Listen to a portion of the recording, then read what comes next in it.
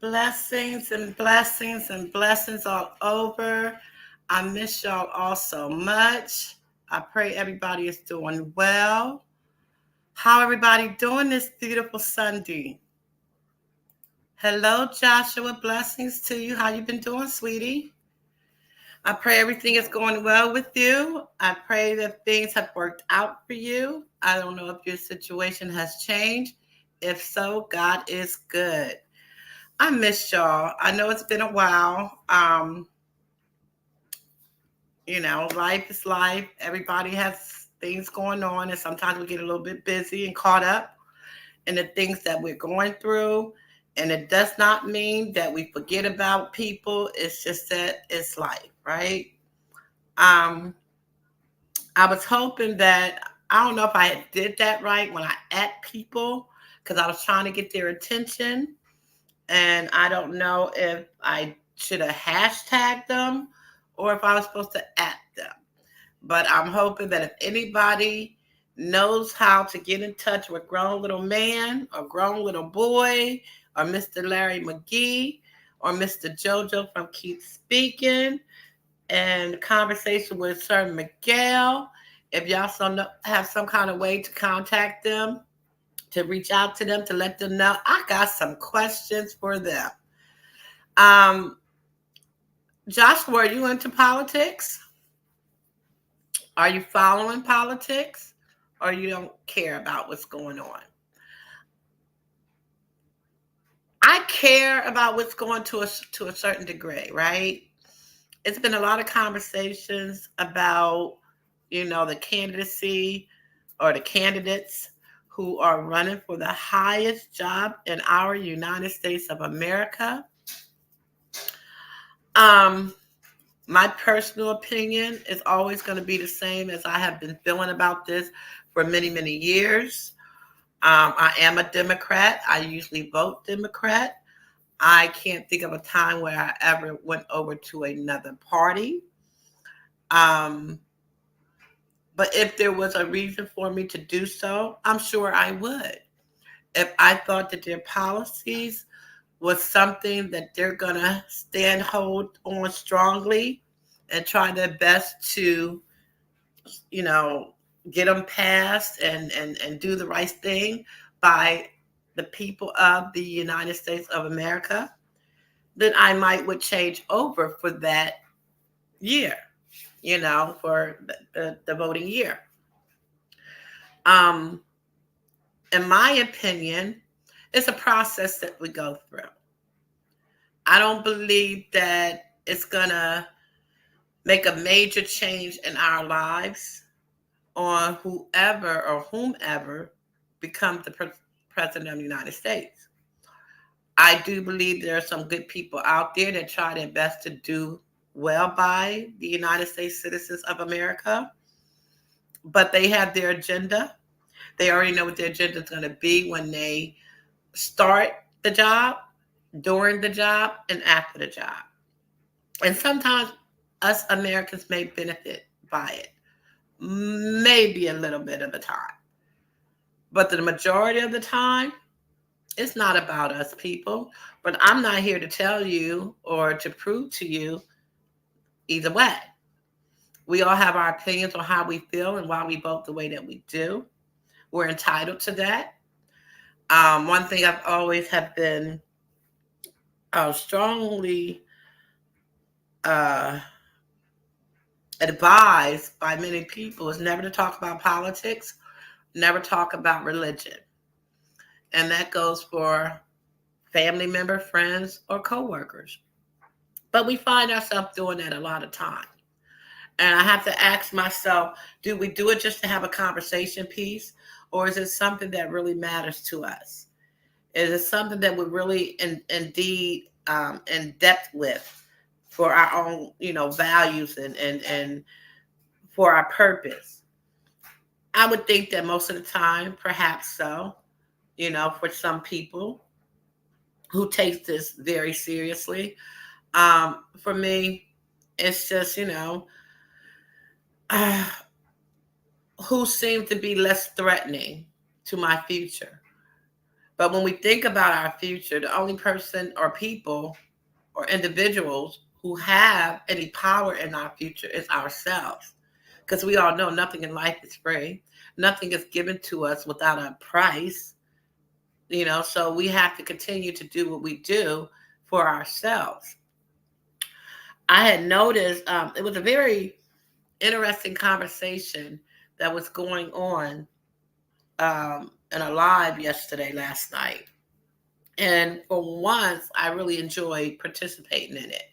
I don't know if it's because it was a small panel and it was graciously conducted to the point where each opinion and voice was heard without having any yelling over or arguments. You could disagree with someone without it being so aggressive, right? And I enjoyed it last night, and it had me thinking about many of things and understanding people's viewpoint on things. But me, Cookie, with the candidates that we have, my most, I guess, prideful moment for this year election is it's a black woman that's running against the opposite side. Um, and unfortunately, that opposite side is someone that I do not feel is capable to run our country again. I fear of what this person is capable of, um, because he has his own personal,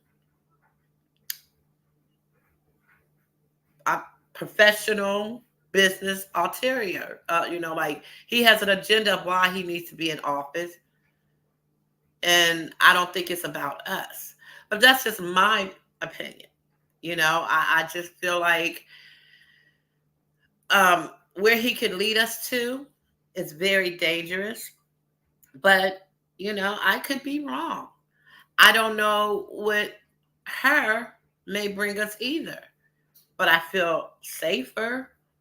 I don't, you know, think that she's going to do anything that's going to cause any type of hatred in our country. Now, it may be people that hate the fact of her becoming the president, but I don't see her rallying up the people to be hateful or, to slur hateful words to other races. Um, so after I had get off the live last night, I was going through my phone looking at other, platforms that I look at on Facebook, and I spoke of it many of times about Ratchet News 5. That's a young man that has this platform to keep the community updated on things that's going around in Harrisburg, PA. And when I clicked on it, my Facebook, it was a post that someone had put on his page that we had these group of people in Harrisburg, PA, in our downtown capital area protesting. Um, this is our capital, what you see on my backdrop. That's our capital. I wish I could have got the full picture of it.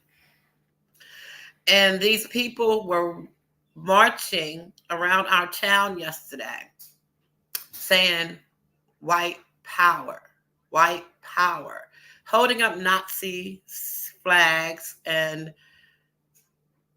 I I don't live in a city.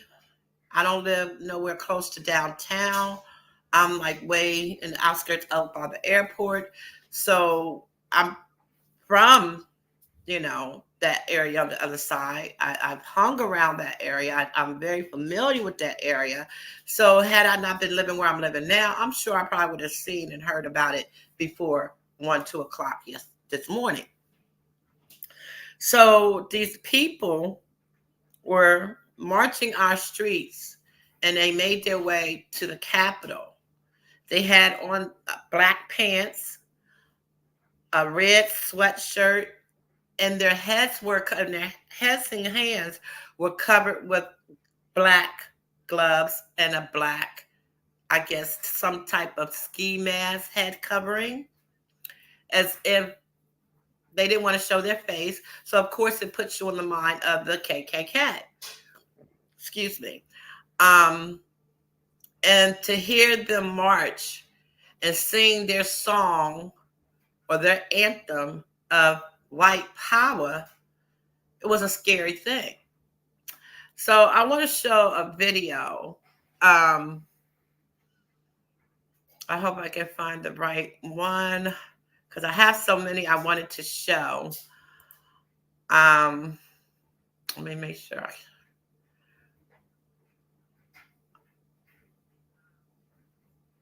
I believe it's not that one. There we go.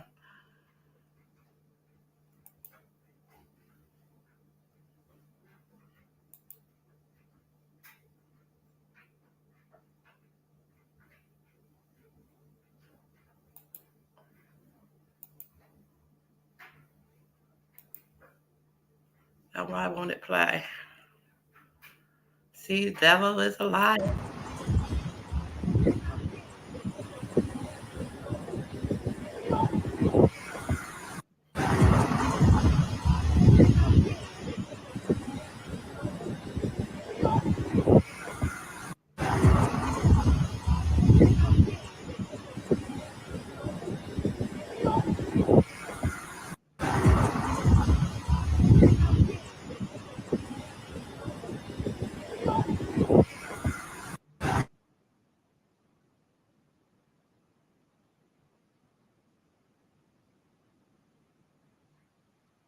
As you can see, I'm playing this over.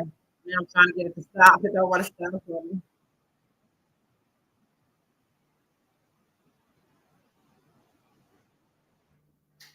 Now I played that over like that because I wanted you to see there was a U-Haul truck out there, correct? There were police officers standing by. And they're unloading out of this U-Haul truck. Police is right there. They're climbing out the truck, preparing to do their protest. Now, I say to myself, okay, is this going to be a peaceful march? Because where they're coming out the truck from is right across the street from the Capitol.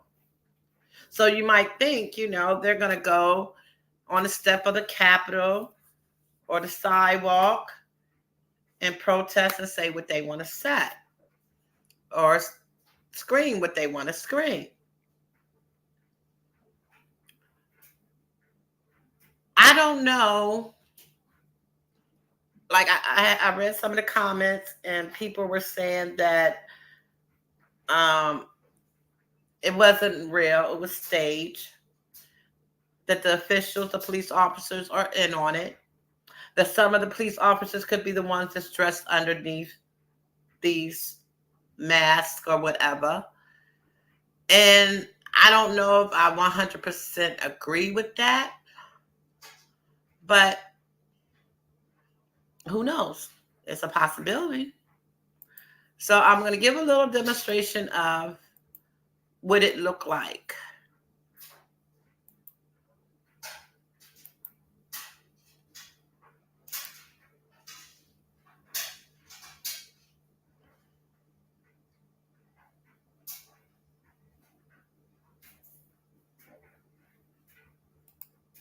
If they black, send them back. They on some dog shit.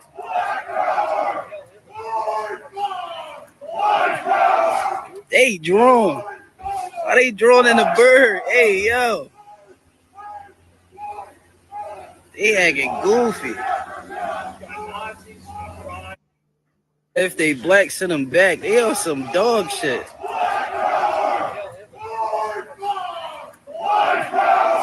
They drawn. Why they drawn in a bird? Hey, yo. They acting goofy.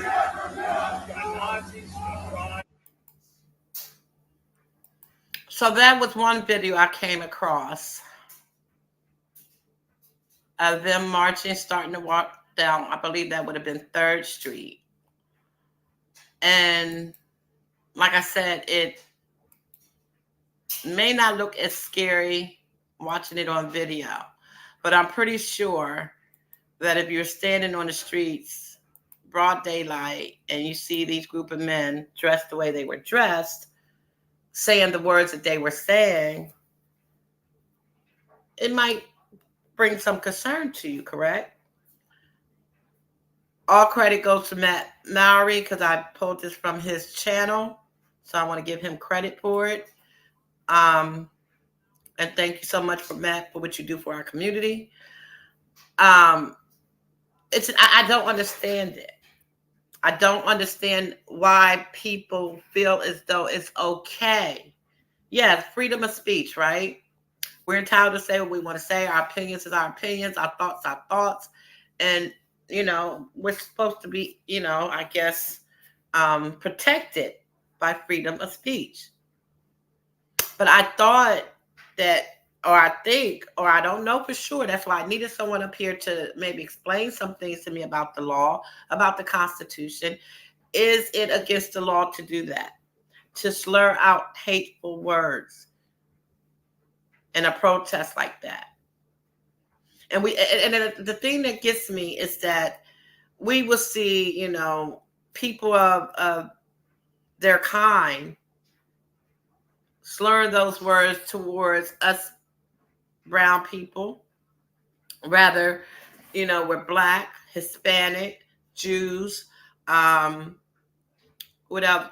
Any other race there is other than white. But we don't do that to them. I've never come across um, a group of people that march down the street slurring out, racist names or comments towards white people. So I ask myself, what gives them the privilege to do so? Why do they think that it's okay? Why do they say it's a freedom of speech? Because really the freedom of speech is hurting other American citizens. But they feel privileged to do so and say as they please.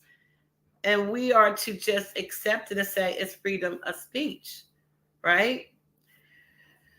So, excuse me. And I don't mean to, because I don't really, like I said, I enjoyed the conversation we had last night, and it did have me wanting to be more active and participating in conversations like this. Um, but because I'm not that knowledgeable on a lot of information, I thought I'd do better when I have someone to debate with. And unfortunately, I do not have that right now. So it's a lot of clips that I did pull up that I wanted to share. So forgive me for showing so many clips if that's not your thing. I have, and like I said, I do not own the rights to any of this footage. And I thank Matt Moyer for it. I actually have a clip of him speaking on this. So I'm going to also play that, and hopefully, I will be putting a face to the person that I always give so much credit to for what he does in our community.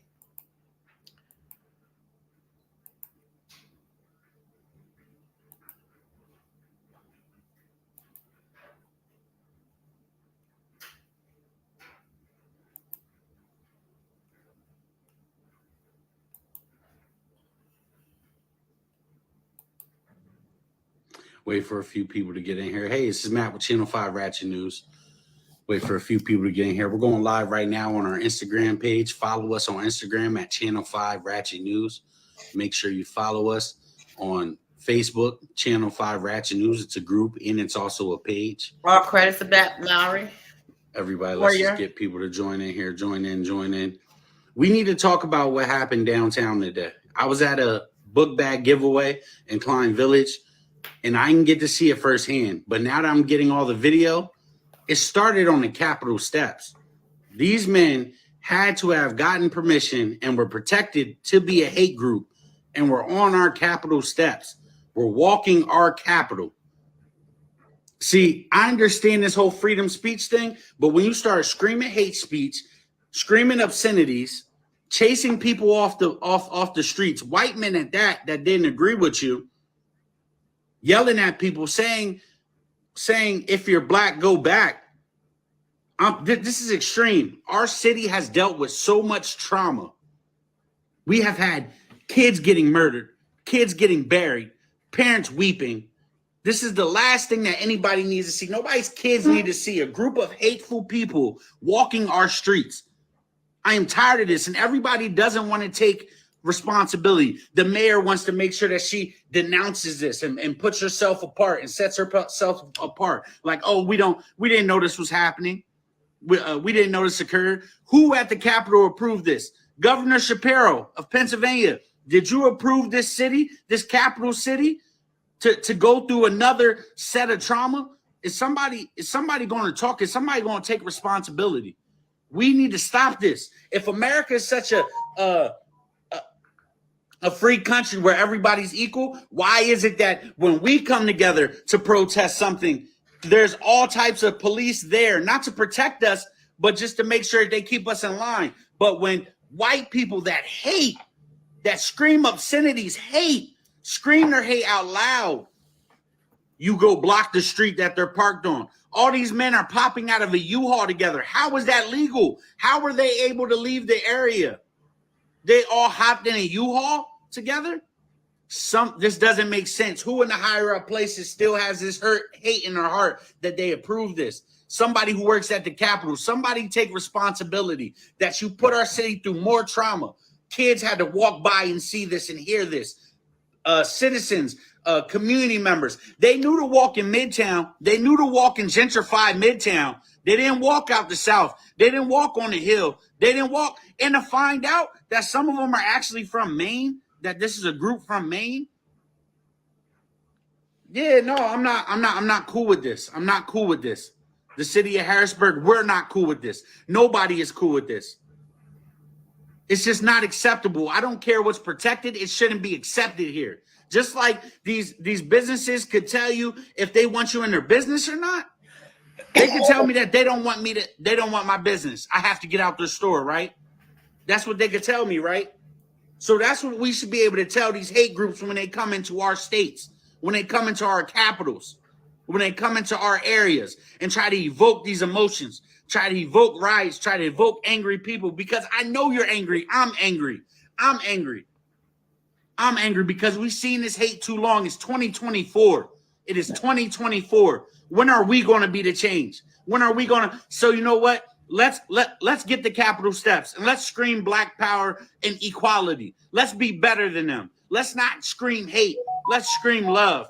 I'm ready to scream love. Our city's ready to scream love. This isn't the Harrisburg I know. This isn't the Harrisburg I was raised in. This isn't the Harrisburg that cultivated me. White, black, brown, Asian, all love. Spanish, all love. You go on the Hill, all love. I love all my poppies. I love all my Asians. I love everybody. But what I don't love is people that sign off on paperwork and don't take any responsibility for the fact that they're letting this hate spew in our city streets. Something that they could yell in our streets, that could resonate in our streets. I believe in energy. You are putting an energy in our area that we do not like. It is foul. Everybody was at Harrisburg's game, their first game of the season. That, you know, that's where everybody was, and I'm glad. I'm glad. God works in mysterious ways. God works in mysterious ways. We were all at back to school events. We were doing positive things. We were supporting our home team. Everybody was doing positive things. We are all trying to come together and to try to push past our differences and the retaliation and the talk about gangs in our city, all the trauma that we had to deal with, everything that we had to see. We are angry. We are angry because why and who let this happen?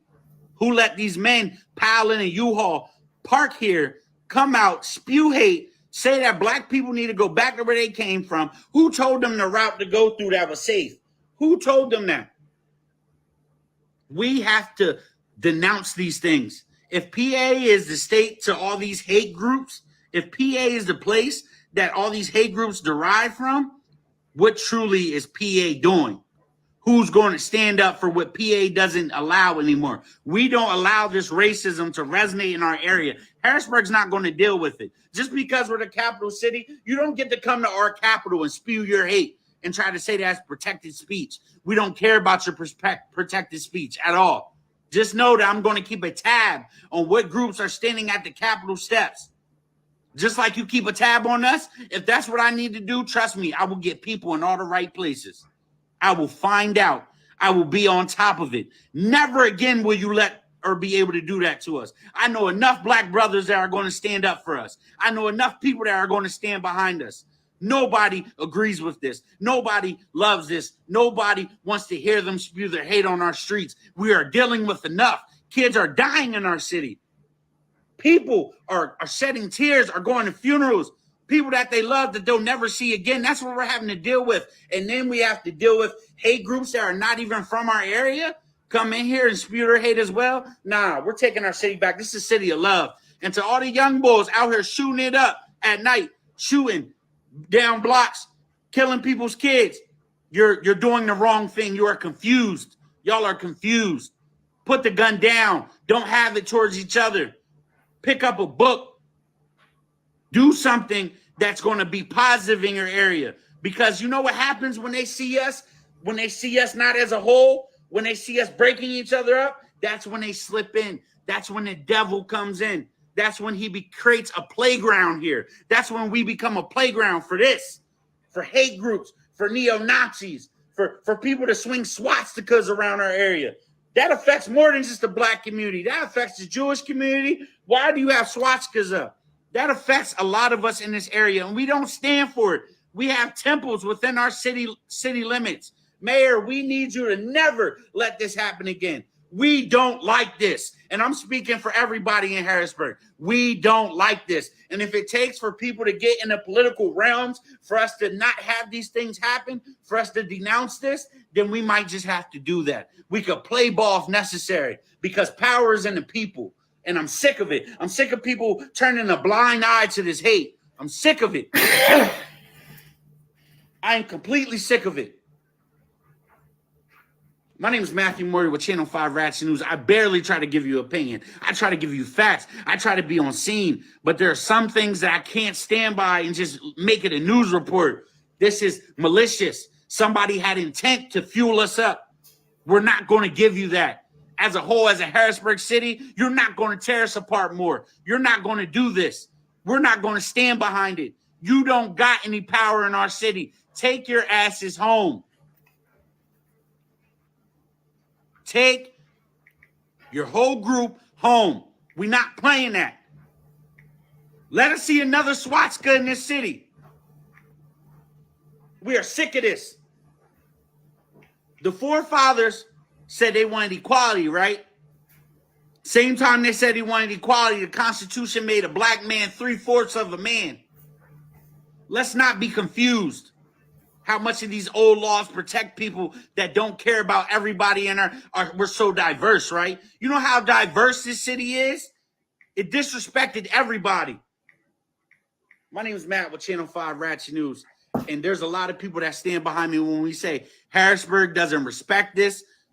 We don't appreciate this. And this has to stop. Mayor, we need to hear from you. Governor Shapiro, we need to hear from you. State reps, we need to hear from you. I know that you care about funding for the market. They got their $350,000. While at the same time, while the market's having events, there's people walking by and screaming and spewing hate in our city. This is unacceptable, and it doesn't make sense. Doesn't make sense to me, nor does it other people. And it doesn't matter white, black, brown, Asian, Nigerian, doesn't matter what your race is. Czechoslovakian, we love you. And we're going to speak love in the city. You're not going to keep doing this hate on the Capitol steps, and because you say it's protected by speech, the cops have to be their protectors. That's not who we protect. We don't protect hate in this country. Thank you, Matt Moyer. Yes, he has a, are you still there, Shelly B? He has a Facebook page. It's called Ratchet News 5. And he allows people to post, and he goes around in our city and he lets you know what the going on is. You know, rather it's shootings, police brutality, trucks getting stuck under the bus. Under the bridge, car accidents. Whatever's going on in Harrisburg, he's somehow always there to catch stuff.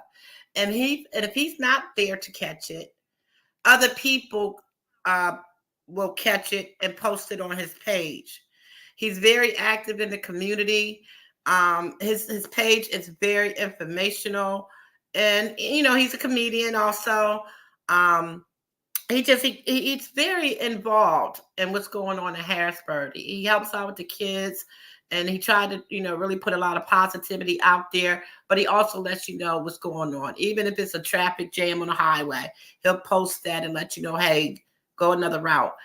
So I was saying that while I played that, is because I got a lot of the clippings off of his page. After I left JoJo's channel last night, I had found out that these group of men had marched on our Capitol steps and around our area of the Capitol in the Midtown, speaking hateful things, telling the Black people to go back where they came from, screaming out white power. And this was in broad daylight. And on a Saturday, downtown is usually very active because a lot of the bars are down there. And it's where the Capitol is at. It's where the museum is at. It's a lot of stuff that goes on. It's down by the riverfront where we have our fireworks. So it's always very busy down there at any time of the day or week. So for this to be going on, it's a lot of those stores to shop at. Yes, kudos to him. It was a sad thing to see when I seen it this morning at 2:00 in the morning. I was like, what? I had no idea this had happened yesterday. So I just wanted to come in and kind of show what was happening, and like he said, in the past week and a half, 2 weeks, we didn't had 3 young kids shot and unalived. A 13-year-old, a 17-year-old, and I believe the other young man was 19 or 20. And they all passed away. And that was just in the matter of, a 2-week span. But we've been going through this for numerous months of deaths happening. Just even about 4 or 5 days ago, I wanted to show the clip, but I wasn't sure if I could. Right down, probably about a block and a half away from the Capitol and the main street of downtown on 2nd Street, this young boy, and because like I said, there's clubs and bars and stores, there's a lot of cameras, security cameras. So this one place had picked up this young boy who looked like he might have been, I'm going to take a guess and say 20 something, early 20s. And he had this hoodie on that the hoodie was so descriptive that someone's parent, that man's parent or girlfriend or somebody knows who he is, because the hoodie was so just a bright color with some writing on it. It was like a teal turquoise color. And he just pulls out a gun and just starts shooting for no reason. You didn't hear, anybody like they were arguing to make him want to do this or that he was in a confrontation with somebody. It was like you could hear people talking and walking and laughing. And out of nowhere, this guy just pulls out a gun and just starts shooting, So to know that we're going through this time in our life, I think the young girl that 13 that passed away, her funeral was just, I believe, last Wednesday or Tuesday. So, people were coming together about that 13-year-old young lady. And then this weekend, you got to see stuff like that of hate. And yes, most of the time, it's us people killing each other. We all got to deal with that in our own city. We go through that, I know Larry has spoke of, he's more afraid of being, unalived by his own people than the white man, and that is very much true. But even if so, it's still frightening to know that these people come into a certain or come into many states, because I also seen, while I was searching, I seen they have been in Dakota. Where else was it? Charlottesville. I believe it was Minneapolis. They going all over, and I'm gonna, because you probably missed it. I'm not sure how long you have been here because I was behind the stage and I couldn't see what y'all were looking at because I was, working on something. I'm gonna show another clip so you can see what Matt was talking about of what happened yesterday. Okay, so I hope I can. I got so many videos. Yeah, I think this might be a good one.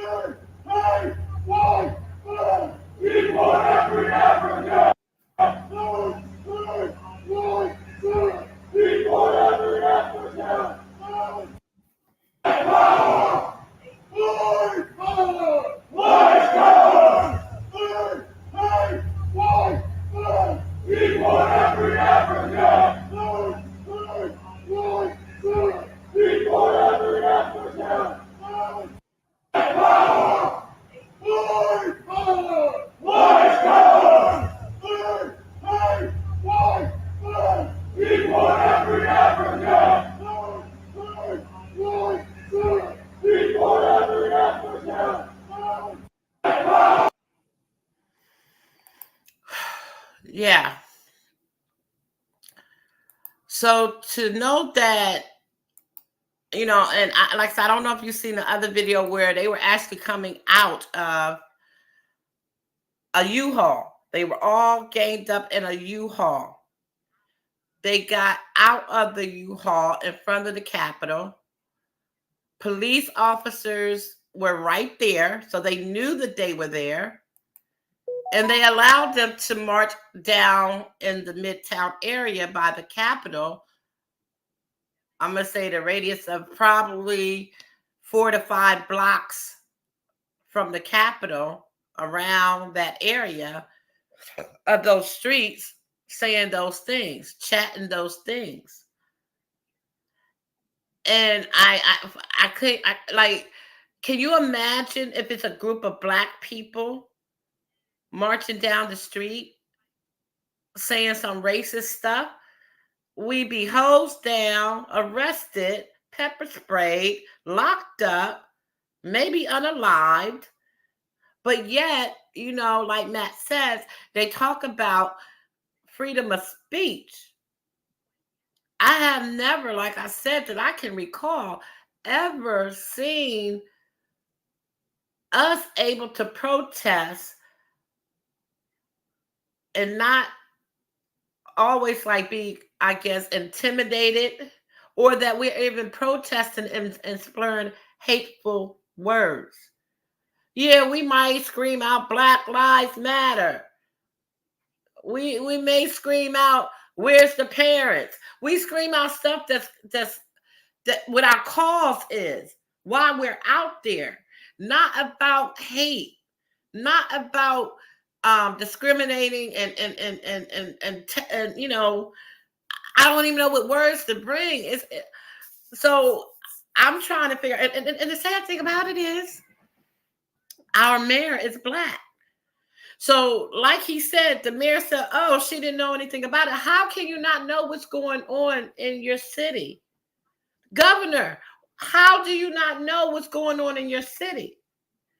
So, as I was looking to try to see where else these people had went throughout our town to see if they, like he said, they didn't go to the Hill, where all of us is at. They didn't go uptown. They didn't go on the South Side.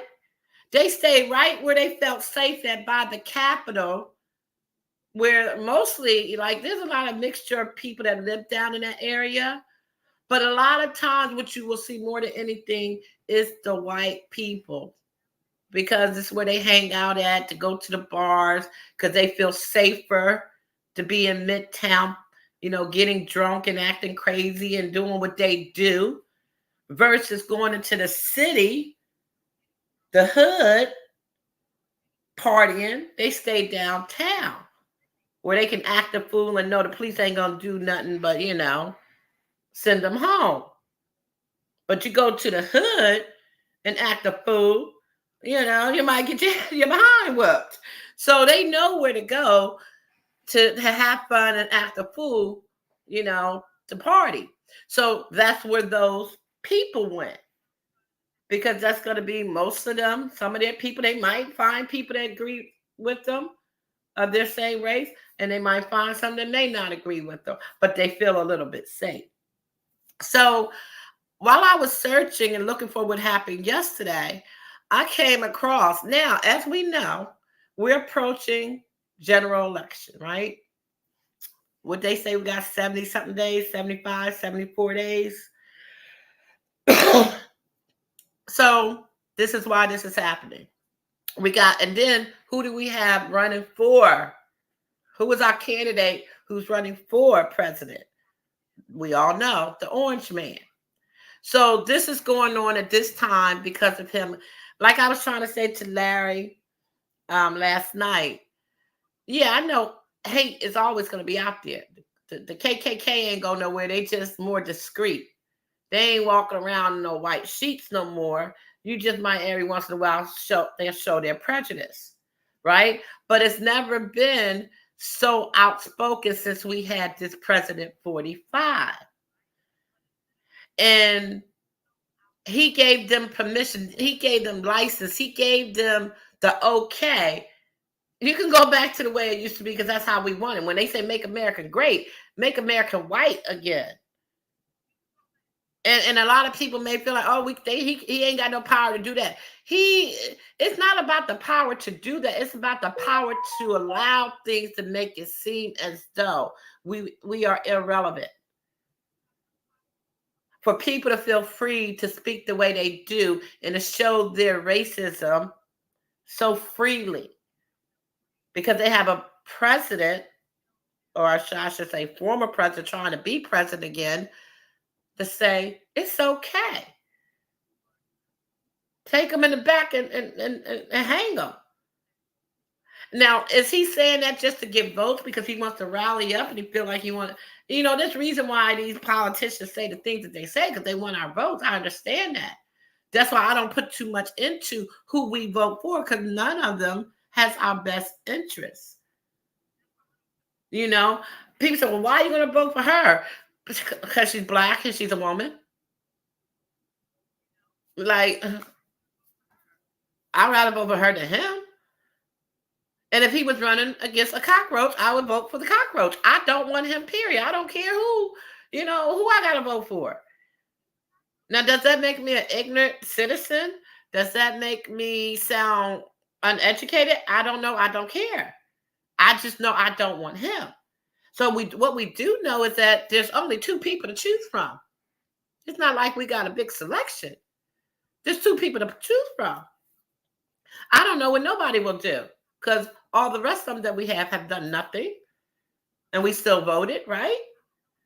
So why now it's such a debate about why we got to vote for him? Gas prices, this and that, and all this and that. Okay, well, let's see what she do. Let's give her a chance, because we already gave him a chance, and we see what happened. We seen what happened, right? So, like I said, when I was going through looking for some stuff, I came across two videos that was done 7 years ago. So when you think about 7 years ago, what was going on then? That was the 2016, right? During Obama. I'm sorry. Yeah. No, I'm sorry. Yeah. I'm sorry. Clinton and Donald Trump. So we see what's going on today. Let's see. Kimberly, hello, my baby. I miss you. Let's see what was going on 7 years ago when Donald Trump was running for the first time. What happened once again in Harrisburg, Pennsylvania, at our Capitol. So it's not like this is something, and I'm going to drop the link because I would like to know, would Shelly B has to say about this. I think I'll do this one first. I hope I still got both of them.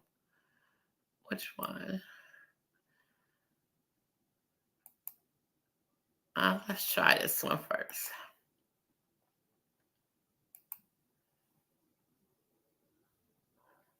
Harrisburg, from the National Socialist Movement, America's premier white civil rights organization. The white nationalist movement in the United States is no longer divided. No longer will we be told or held down by those who seek to oppress us. White power! White power! You want to be a race traitor? You ain't got no business living in my book. Now we are not against. The Ku Klux Klan is not anti-black. We don't hate blacks. We support and we love all people. You know, if it wasn't for the white man fighting and dying for you, you'd still be in the fields picking cotton. That's the way it is. How many of you faggots you vote for Hillary? Well, let me tell you a little bit about Hillary. Y'all listen, because Hillary, crooked Hillary, is a liar. And she's lying to y'all. Why are you protecting us? They were trying to protect us back 7 years ago. We're protecting everybody. You're protecting us.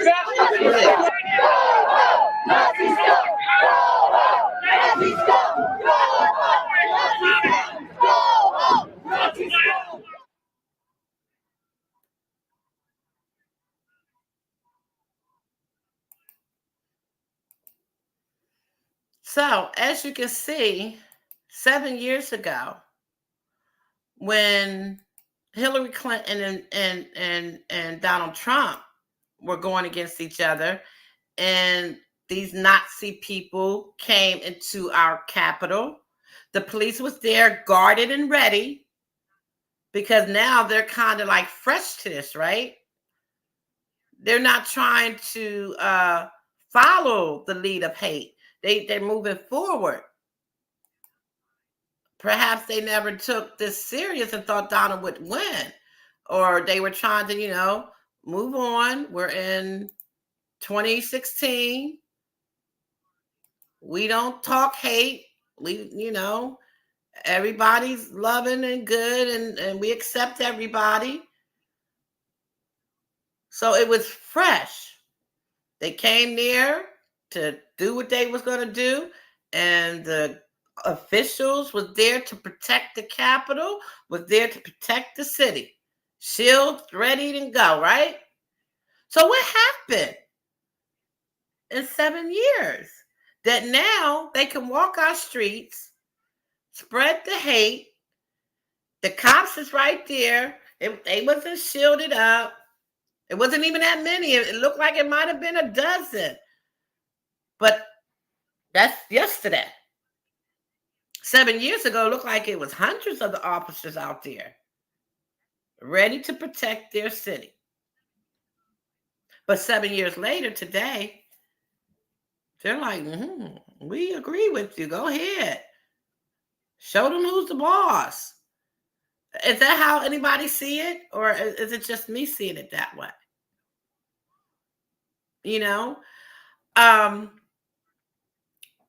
I don't know. I'm just like Matt said, once again, thank you, Matt, for doing what you do. I don't own the rights to none of those clips. Protected by the fair use. I just don't get it. I really don't understand how this could have happened in 2024. The next clip is going to be from 7 years ago once again. Is that the one?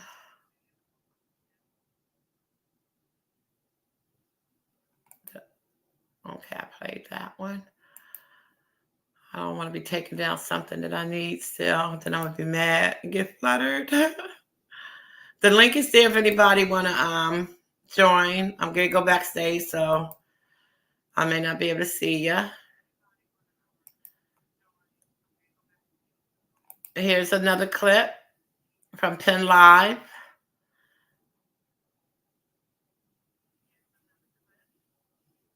one of our other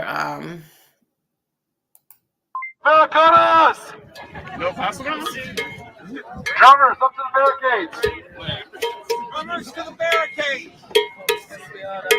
once again, it's You're a drummer, you got a noisemaker. Group on the barricades. field up to protect the Capitol. You see all the cops is out there. They ain't letting them.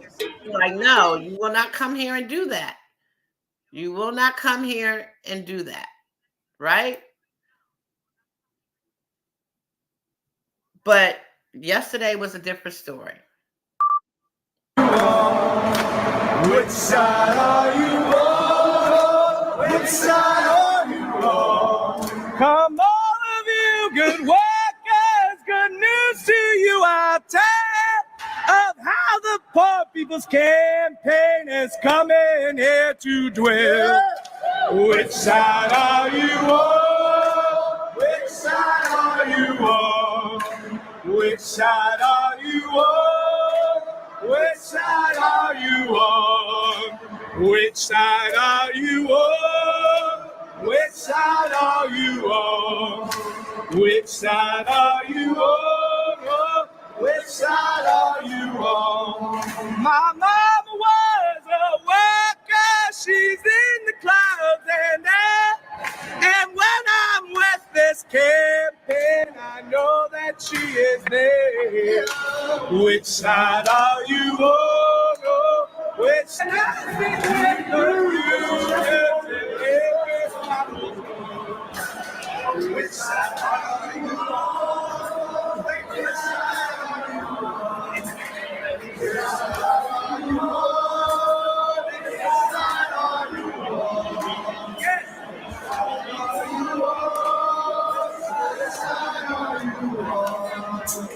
Which side are you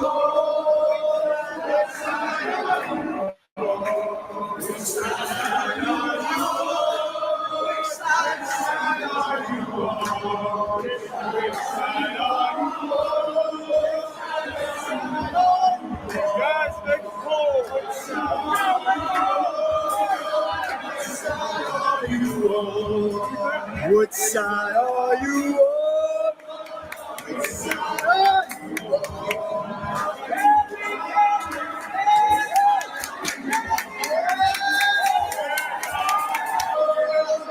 Which side are you on?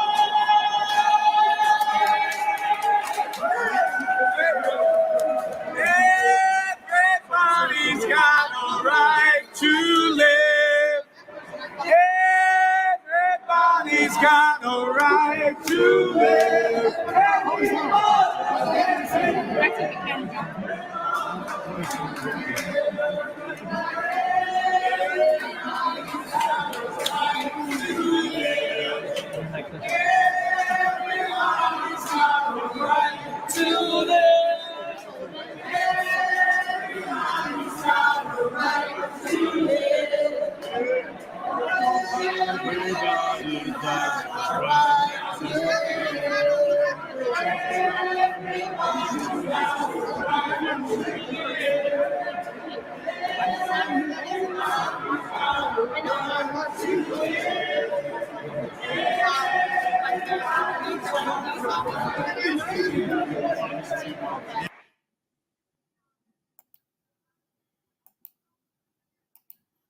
Hello, my Kimberly.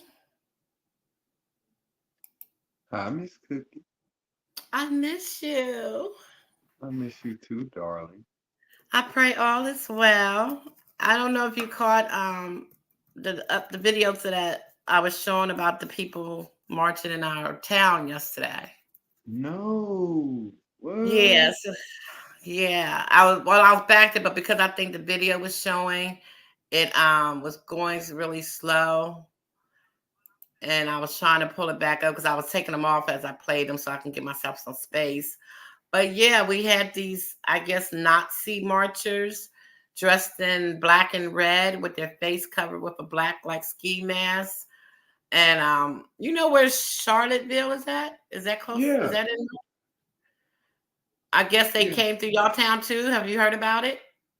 Yeah, but this was a long time ago though. Uh-huh. Yeah. and they were in Dakota, they were in Minneapolis. They've been going to all these states doing this, telling Black people to go back where they came from. Yeah, White power. Come on now. Yeah. They got out of here though. The Black Panther showed up, Uh-huh. and the Black Panthers held up traffic and was like told them the next time if they had to come back, they were going. It was crazy. Yeah, so I don't, if you could see, I don't know how to, let me see. That's crazy, Miss Cookie. Yeah. I was trying to do it so that's how they were dressed. Okay. Yeah. And, marching, saying what they were saying as if they had the right. And I guess they do. I guess they do. did. Yeah, they do. And then they were marked, they right there on, that's our Capitol step. That's right at the door. Damn. Mm-hmm. And the sad thing about it is that I showed a video where you could see where they all piled out of a U-Haul. And the police is right there. Like there's I think it was 3 or 4 police SUVs parked there, and they're watching them get off. They're not coming, they're not coming for nothing good. They're dressed like they dress with their face covered. And you just, I guess that's what freedom of speech is all about, right? Right. You can't really stop it. But when I found those clippings, the one that you did see, those were from 7 years ago. And we had, the police officers were shielded with the glass thing, the plastic shields, and the what they call billy clubs, and they were ready. No, you ain't doing that here, because that was the beginning of the Trump era. You know what I mean? Yeah. But once Trump got into office for those 4 years and did what he did, and now people's all riled up, and then he got his momentum and brought back the love to hate Black people. Now in 2024, the police is just watching them unload off a big U-Haul truck. Damn. So, and like I said, I'm not political like that to talk about things, but we had a good live last night on JoJo's and me, him, and Sir Miguel and Larry. And it was the first time I was able to, talk without being interrupted or, And as I, got off, a lot was going through my head about what we talked about. And then I clicked on Matt Maury's channel on Facebook, and I seen that. And it woke me up to I got to do a live. I ain't been on it 2 weeks. Yeah. But so what do you think? Do you think that it's an over-exaggeration of myself to worry about something like this? Well, that it's just freedom of speech? I feel like, it means something different when it's happening where you're literally from, and where you're at. So I can understand a little sense of urgency to see what the hell is going on. But I would like to see how they look under the mask. I know. Are we sure that everybody's white? Well, the one video where they were marching and going down the street, you could see now. You couldn't see all. Some of them protected themselves pretty well. One guy forgot, I guess, to put his gloves on, so you could tell he was white. And a couple of them from the back of their necks, from the ski mask or whatever they had over their head, you could see the neck part. Me personally, because at first I was like, well, how do we know they're white people? But now, let me tell you, I don't know. You can tell me if you think differently. Okay. Can you tell by the race of somebody of how they walk? Hell no. You sure about that? I'm sure. Oh no. Because we haven't met every person. That's the race. We haven't met every race of person. Like, how can we say that definitively? Because You know what I Black mean? people, I don't know. They just got this We could, walkabout. yeah, we could speak for our race, obviously, because we're African American. But to say for the masses, he walks Chinese or they walk Asian. God, that's kind of fucked up. You know what I'm saying? If you think about it, that's kind of messed up. And okay, I agree with you, but I'm speaking as far as us Black people. Right. We walk. We I we think I can typically tell by the we Black walk. typically have a rhythm. I'll say that. Black folks, you know what I mean? We typically got a rhythm. Right. So But I do know Black folks who do have two left feet though. it's just in my mind when I was looking at them, walk. I was like, damn, that looks like a white man's walk. Mm-hmm. I got you. Hey, for all you know, and then you gotta ask what type of white man. Right. It, Right. it can just get so deep, man. Yeah. But so I just thought, in this day and age, like I said, nothing surprises me anymore. Right. That But that it's scary. that icon of a Kamala Harris is dope.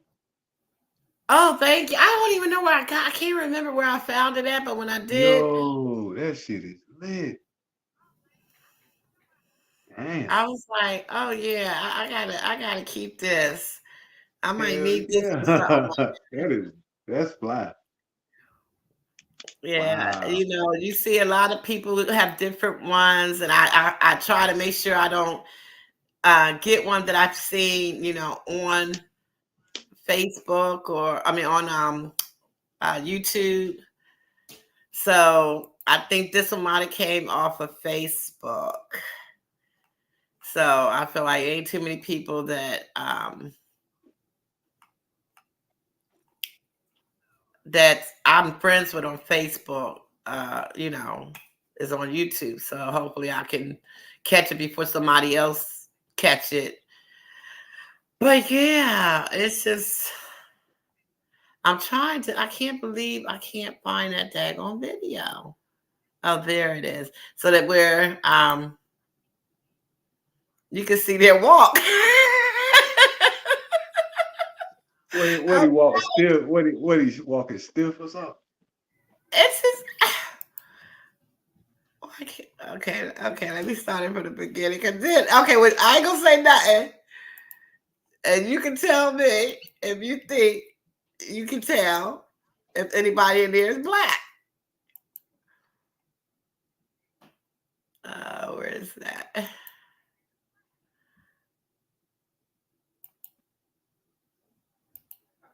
I think this is. I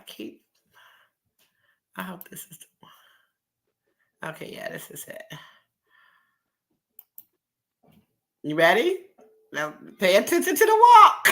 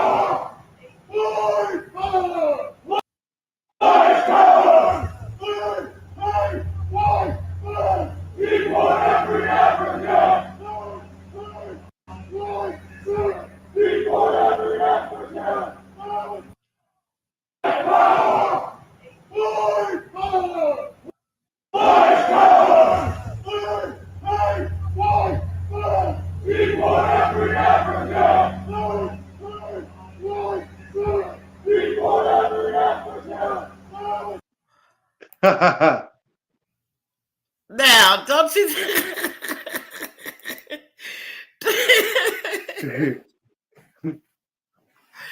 Don't it look? I mean, don't they look like they walk with sticks up their butt? Yeah, they look Caucasian. I ain't gonna lie.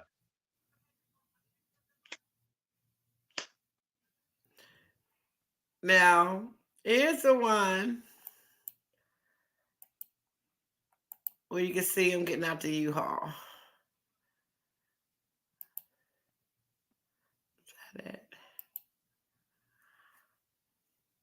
And how the cops are just standing there.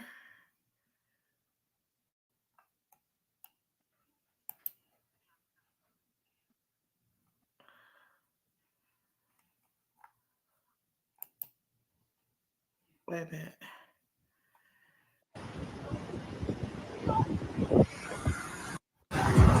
U-Haul.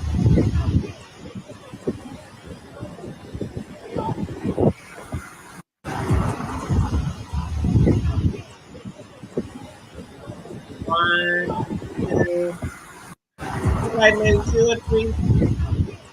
Yeah, they in the damn U-Haul.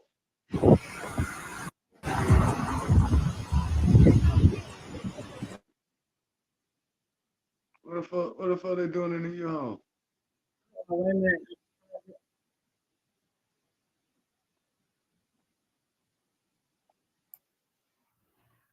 Yeah. What were they doing in the U-Haul? Huh? What were they doing in the U-Haul? They had got out the U-Haul. They all came in the U-Haul together. Get the hell out of here. How are they allowed to do that? That's what I'm saying. And how they allowed to have them damn masks on their goddamn face? Ski mask. That's what I'm saying. And the cops is right there. So you would Yeah. think, and I forgot, did it look like they had any weapons? Did you notice any weapons? I hope not, bro. Yeah, I forgot that. I just thought about that because, like, you got masked men dressed all the same, getting out of a U-Haul, and you think, okay, everything's gonna be peaceful. Talking They about came with love and peace. deport their ass back to Africa. Shit. Yeah, and I don't know. I don't know. I don't know. I'm like, well, shit, I gotta check your white ass. You might be Irish American or some shit. You ain't from this motherfucker either. Right? Yeah. So it amazes me what's going on, and this is why I'm so fearful of another 4 years with Trump, because what he did not finish 4 years ago, I feel like it's going to be even worse if he wins. But like we had the discussion about gas prices. We joked about the chicken prices. We say, well, at least, JoJo, he says, I like to see what they going to say in my face and out loud versus smiling, and stabbing me in the back type thing. I don't know. I feel like, yeah, it's good to know what somebody's intentions are, but it gives me a little bit of gratification knowing that the white racist lady at work has to put on a phony fake smile, and then when she go home she can bitch and complain to her husband, I had to smile at that name face. Oh, I can't stand those people, because who you eating up? Yourself. Just accept I'm there and keep it moving. Neither one of us going nowhere. I don't know. I guess it all depends on how you look at things. Mhm. Yeah. I agree with that. So yeah, I think I'm done with all my clips. I just had one about Smokey Robinson. I have found a clip of him talking to, I think it's Chris Wallace, and he asked him. It was more of why he doesn't like to be called African American. He wants to be called. I don't. He don't want to be called an African American. He want to be called an American. I forget how it went. I looked at so many videos, but I'll play that one too. And then other than that, I was like, well, I gotta talk about it because I had something. I had like 8, 10 clips up, and nobody Oh came to wow. see me. Yeah, so I talked a little bit and played all my clips. just so it wasn't a waste of time of my research. No doubt, man. I think it's interesting because to me, the whole the white supremacy ordeal, it has so many diasporas, and to me, it has so many working organisms to complete a system. So I feel like as Black people, what would be our main concern with trying to not just kind of eradicate the idea of white supremacy, but what can we do to unify ourselves, even if it won't no white supremacy? Or if like the next time, what happened if we have to worry about an Asian supremacy or whatever, Chinese supremacy? I don't, whatever. What Right. are we gonna ensure as a people that we can kind of lay some groundwork to to look ahead to the future, to galvanize us as a people? Is you know what I mean in the future? Because to me, this looks like everybody dad done stealed in them from a while of what's up. Like, you know what I mean? It's hard for me to believe some of these cats may come from prison because Mm-hmm. a lot of the Aryan racial shit is real in prison. It's huge in prison. To be Right. honest, it's such a race divide in prison. So gangs and religion is kind of what run the yard. Exactly. Exactly. Now, are you voting? Yeah, Do you know who you're voting for? no, No? No? no, because Or you don't want to share who you're voting for?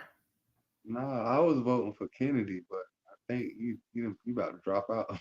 He dropped out and now he's endorsed the Orange Man. That's whack, man. So now I don't know because that's who I was voting with, third parties. Mm-hmm. I mean, because I had a I don't picture and know. I thought I had put it in this thing so I could show it of Donald Trump, but I think I forgot to do it.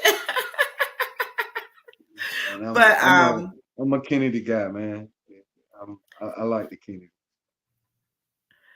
now So he's a Kennedy.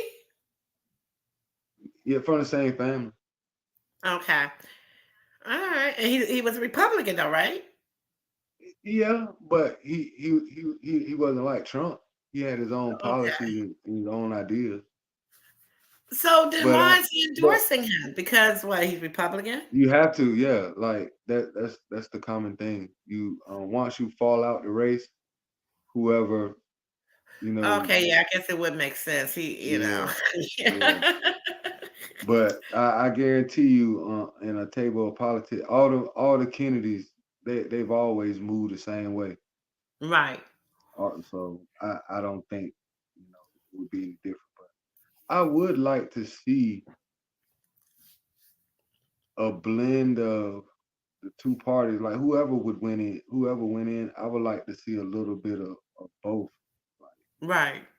you know what I mean? Kind of, because both, I feel like what they're talking about is needed for the country. So I figure if we can take out the Ugliness person, of the yeah, man. But I understand how politics get, but my God, like it makes you look, it makes you be ashamed of both of them to me. Like, mm-hmm.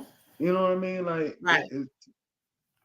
and then to me, okay, for instance, I watched the Democratic convention, the Uh-huh. convention thing, and I felt like there wasn't enough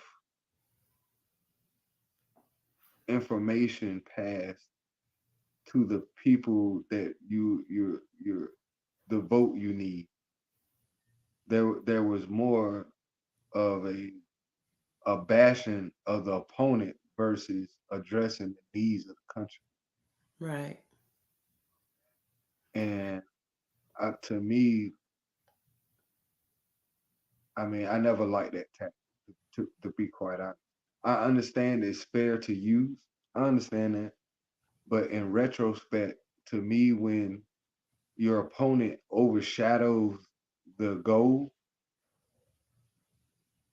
to me, that's kind of working in the opponent's favor. Mm-hmm. When you know what I mean, when you're not being strategic, as in laying out the plan for America for the next 4 years. Right. Instead, half of what you're saying is, things against your opponent, which I hear you, but a regular person, anyway, okay, you're gonna fall for the Trump thing, but a person who really concerned about their country, they want to know the direction of the country, regardless who the president is. Mm-hmm. And Don't just I keep just, telling me how bad he is. Tell me how good you're gonna be. yeah. And what exactly do you intend to do about a plethora of subjects? You know what I mean? And I feel I I looked at Kamala's record, but I've only looked at it from an attorney's Mm-hmm. perspective, and I don't see where politics, and I don't know, man. It's gonna be a leadership for the job. I'm not saying she's not qualified, but it's interesting to see a prosecutor as a president. I'm a black male, you know what I'm saying? Right. And so I just feel like I just want to see what exactly policies are in place to, for one, for marijuana. Well, don't you think marijuana came a long way to where it used to be? Yeah, but that doesn't mean it came a long way. Uh-huh. It just came a long way from something that should never be anyway. And That, also that that's that's for like saying the right. profits That's of like them saying as well, because they right, benefit. right, Miss Cookie. That's like saying black folks came a long way from slavery. Mm-hmm. Well, in We free, but are retrospect, we really free? right, is that. So I feel like with marijuana, since I'm an advocate for it, I would try to do my research and see what policies kind of that are in my favor as to why I would vote for somebody.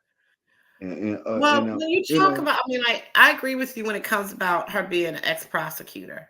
But, like, when you think about back when Joe Biden, I guess when they first, talked about I forget what he did. I think it was about segregation, I believe, and how they gave him such a hard time because he voted on a bill. And, 20, 30 years later, they wanted to throw in this space and say, how can you say you for the black people when you voted against this bill that was against black people? So a lot of times, because we're in a position of having to make a decision about something that we think is a good thing, because if I remember correctly, I can't remember who it was, how they signed off on something. It might have been something with New York or Chicago, where the crime was so bad, they needed to have that law passed to get some kind of control of how the crime was. So even though you might have looked at it and it was going against black people and throwing black people in jail, or what's it called when you what's that word I'm looking for, when it's gonna only hurt black people, what's the word I'm looking for? you talking about systematic or stigmatism or Yeah, where okay, because it like would only fit the stereotyping? black people to look at them. Yeah, like You know, stereotyping. stereotyping, yeah. So Hmm. you do that, but you're doing it because the public is crying for help, like I said about the people getting killed a couple of weeks ago, the three teenage kids getting killed, you know, we're crying for help. Like, somebody do something. Like, this is getting out of control. Our young people are dying. Our Black kids are dying. And then they pass a law to say no curfew at after 6 p.m. And then 10 years later, we talk about how our kids can go outside and play because they had passed this law. But you were crying and saying we needed something done because after 6 o'clock is when the unaliving was happening the most. You know what I mean? So they do something to help us because we're crying for it. And then years later, when things get better, we forget how bad we wanted that law to be passed. So I don't know for sure because I didn't do any research on Kamala with what she was as a prosecutor. I heard people talk about it, but is it possible? And I'm not justifying anything she might have did that was wrong. Is it possible whatever she did? They said she put away a lot of innocent men. Well, that's what prosecutors do. Well, I don't know who innocent or guilty, so I don't know none of that. But I know certain interests, and as far as you know what, I wish they could pass a law. I want to see where her stance is, because it's legal in California. That's where she was at. So it would be nice if we could get something to maybe get it legal in all 50 states. Mm-hmm. Because the state I'm in, man, we behind. So it's not legal where you at? Mm-mm. Is it legal? I mean, we have the dispensaries. The medical marijuana is legal. I don't know much, and I should know because my kids smoke it, but they act like they good. I guess you got a certain amount, they can't arrest you or something like that, as long as it doesn't look like you're a dealer. Right. Or, right. Is that how y'all's is, or y'all can't have it at all? Yeah, we if it's considered like THC. No, Blessings 312. Welcome. You could buy shit from the store though. Like, you know how they have the tobacco shops and vape shops? And you can buy like CBD, I think it's called CBD. Like, they take the THC out of the weed and you just still have like the flower. Like, that's legal. Like, they sell that and they sell it like weed, but I could taste the difference. I can't smoke it. So is medical, is that approved? No. But the state above me it is. But no. So y'all don't have no dispensaries? Nope.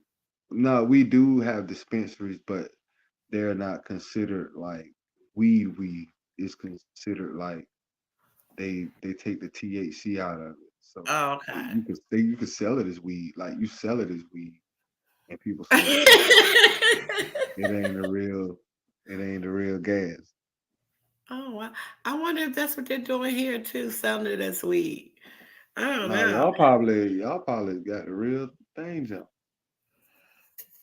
I don't know. I never asked my daughter. I mean, she used to try to explain stuff to me because, like, she has a medical card, so she gets the medical. Yeah. And I'm kind of glad because I didn't like when she was getting it from the street. But my son, he still gets it from the street. But I guess if they're together, and the reason why your son get it from the street is because that's the real deal. Because if it wasn't, so that means you could just go to the store. You could go to You could just go to the dispensary. But he get it from the street. The dispensary is more expensive than the streets, I think. Oh, I wouldn't doubt it. But see, the dispensary have all different forms of weed. You got the hemp oil, the THC oil that you could vape, but they will not let you sell like regular weed. They got something against that shit. I wish there was some type of stipulation for the presidency candidates where, okay, when you are nominated for that job, you have to pick, your vice president has to be the opposite. So if you're a Democrat, you have to have a Republican vice president. And if you're a Republican, you have to have a Democrat vice president. I love it. I Yeah, love so that that idea. way you can bounce off of each other and come together. Oh, Wouldn't that be you good? you are so smart. I You so know. I mean, I was like, the other day I was thinking, I was like, that would probably change genius. the whole way Genius. of, That's that elections. that's what I'm talking about. Like that's how you build good think tanks. Like that's a good suggestion. Real good Man, so suggestion. how can we propose that? Do you think that could be a proposed and the state, I mean, Uh what's it called? The House would take it into a vote? shit. If the black caucus stop being retarded, you know what I mean? And actually challenge government on what's good for black people, come up with some black Uh-huh. policy, man, and demand it. Be like, yo, hold the black vote hostage until shit we get what we want. Right. That's, And that's a good idea like that. I like that. I wonder. Blessing Purple Purple, welcome. Um, Hi, purple. oh my God, Purple Purple, I'm so sorry to hear that. Blessings to you and your family. My prayers are with you. Oh God. Yeah, that, like I said, that just happened like a week and a half ago, I want to say. It hasn't even been 2 weeks, I'm sure. The young lady was 13 years old. Now, I heard a couple of stories. I still haven't been able to confirm exactly what happened because when I first heard, because she's from closer to where I'm at, the Stilton area, which is maybe not even 5 minutes away, and she was in Harrisburg on the hill, which would have been about a good 10 minutes away from her of Stilton and 15 minutes away from me in High Spire. And so and this happened at like 12, I think they said it was 12:30 at night. So for 13 now, who's to say? I don't know if she was out with her friends or she was at a relative's house and they was out on the porch and it was a stray bullet or whatever. But at first they made it sound like, it might have been just, someone trying to get to somebody else and she was in the way. But then a couple of days later, when I was speaking with someone, they said they heard that it was a group of kids that was trying to break into some man's car. And he came out of his house and just started shooting. So, but unfortunately, she was shot, I believe, in the head and she died. And she was 13.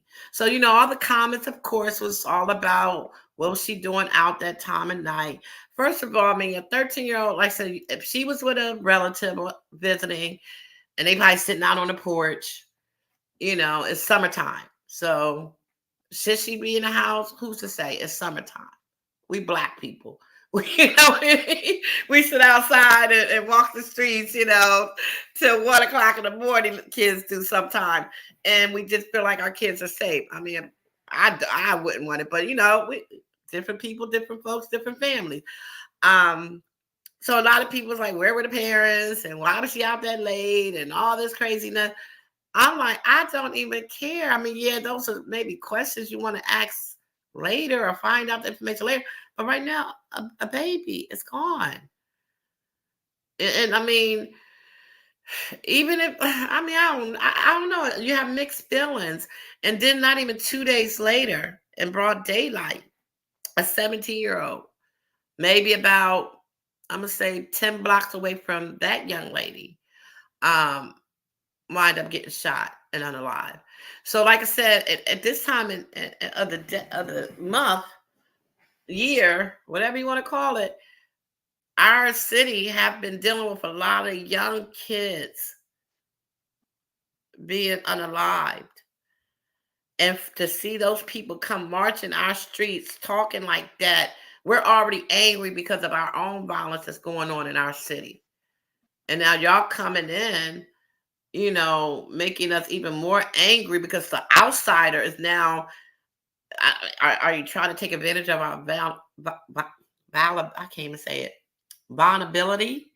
or you see an open space where you see we're weak, and I don't know, but it's just so sad. Purple. Um, my heart goes out to your family, and I can't imagine what y'all going through. Um, a little bit I can, because about a year, this coming, I guess you can say it's a year and a half, because this May coming will be 2 years. My nephew, the one where I play his videos, he got shot in the face, in the mouth.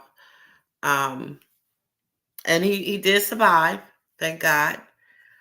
Um, but he's working on his therapy and trying to walk and stuff like that. But he's still not, he can talk, and he's doing okay because he went through a lot, um, with infections and um, surgeries. He had pneumonia a couple of times, and he's home now, living at home with his mom.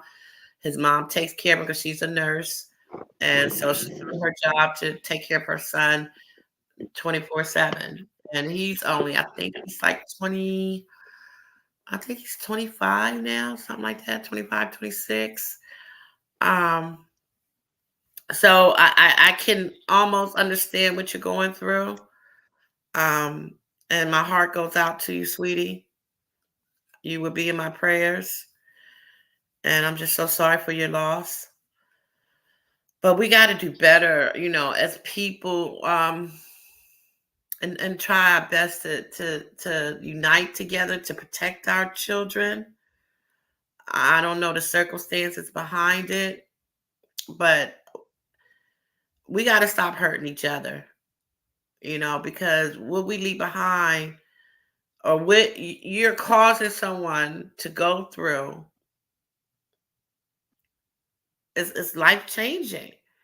You never, you have unanswered questions. You don't have closure, especially if they're young, even no matter how old they are, but especially when they're young, they haven't had a chance to live their life.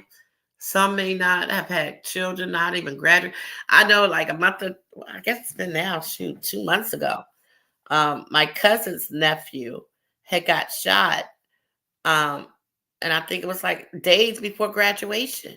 He wasn't even able to accept his, diploma.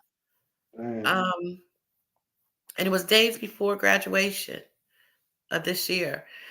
Um, so it's just so much going on in the world.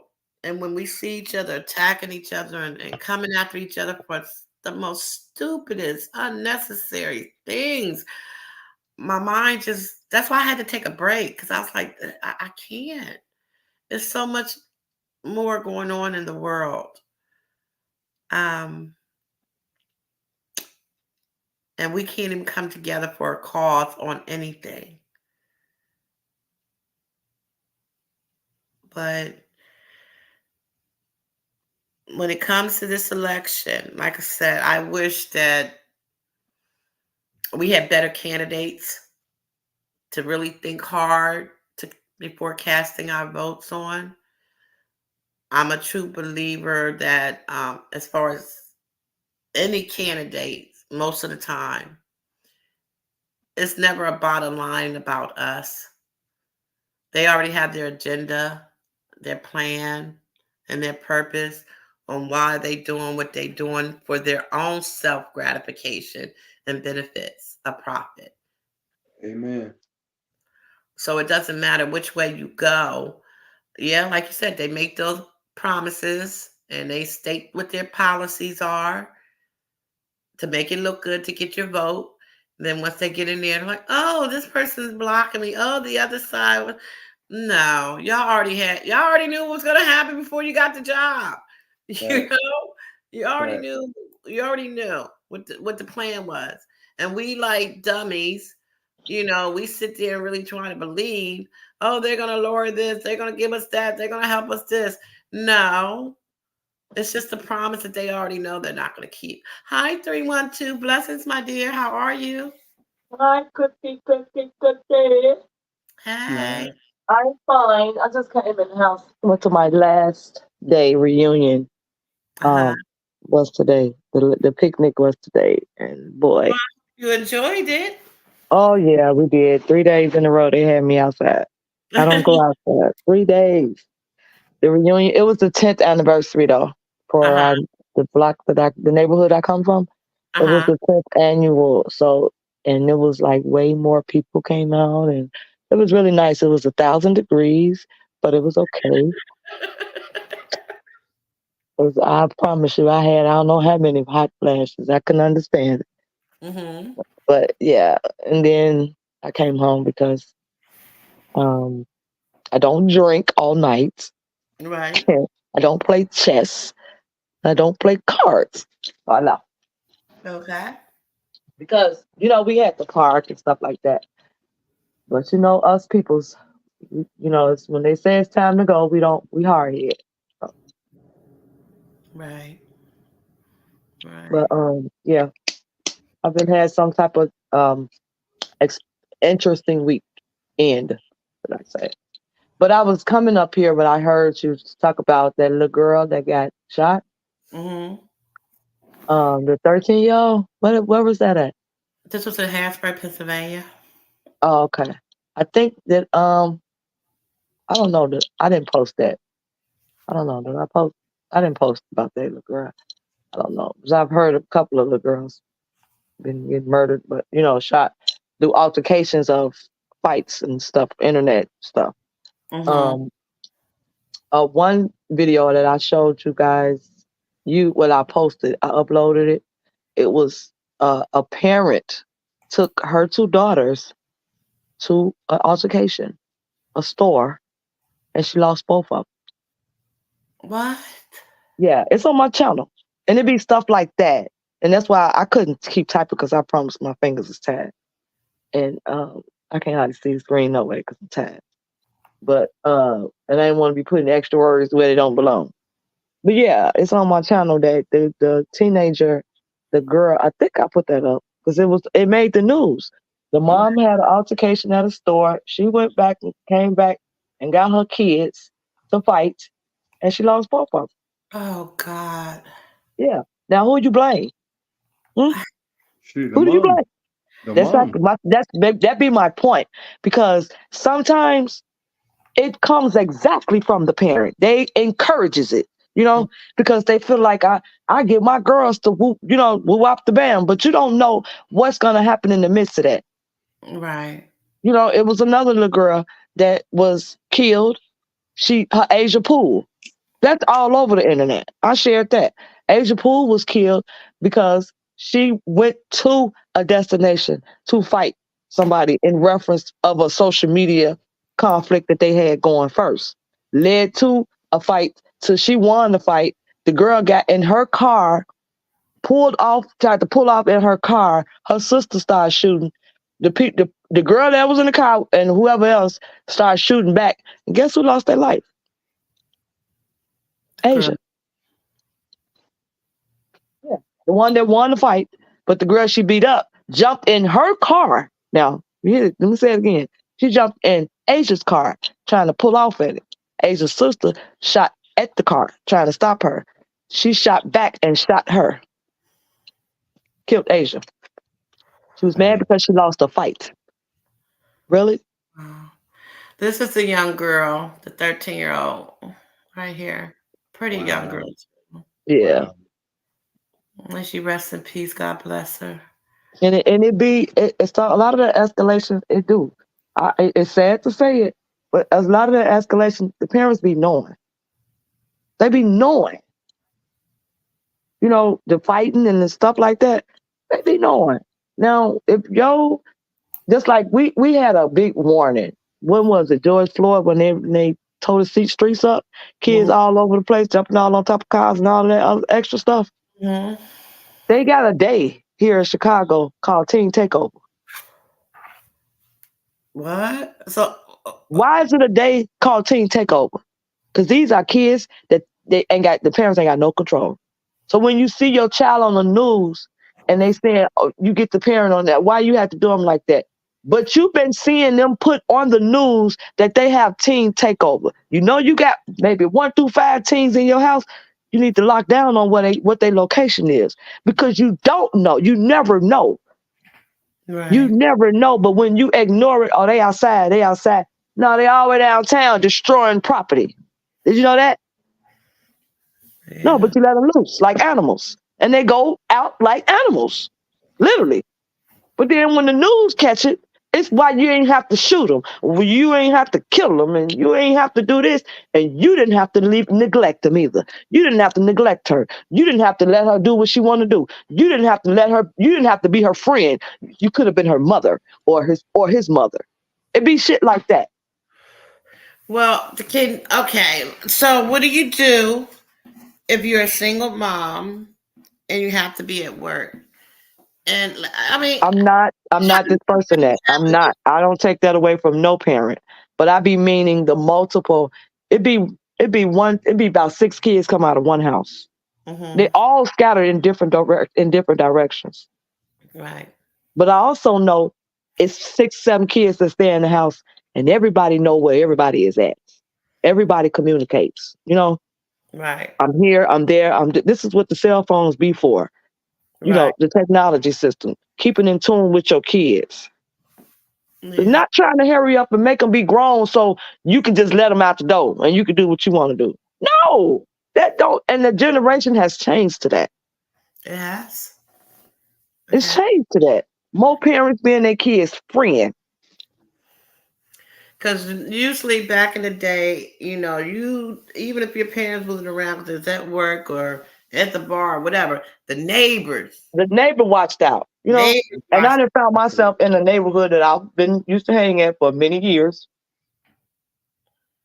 And I used to sit out and just be chilling because it's by a park, right? But I have found that I have kept an eye on other people's kids. I don't have babies.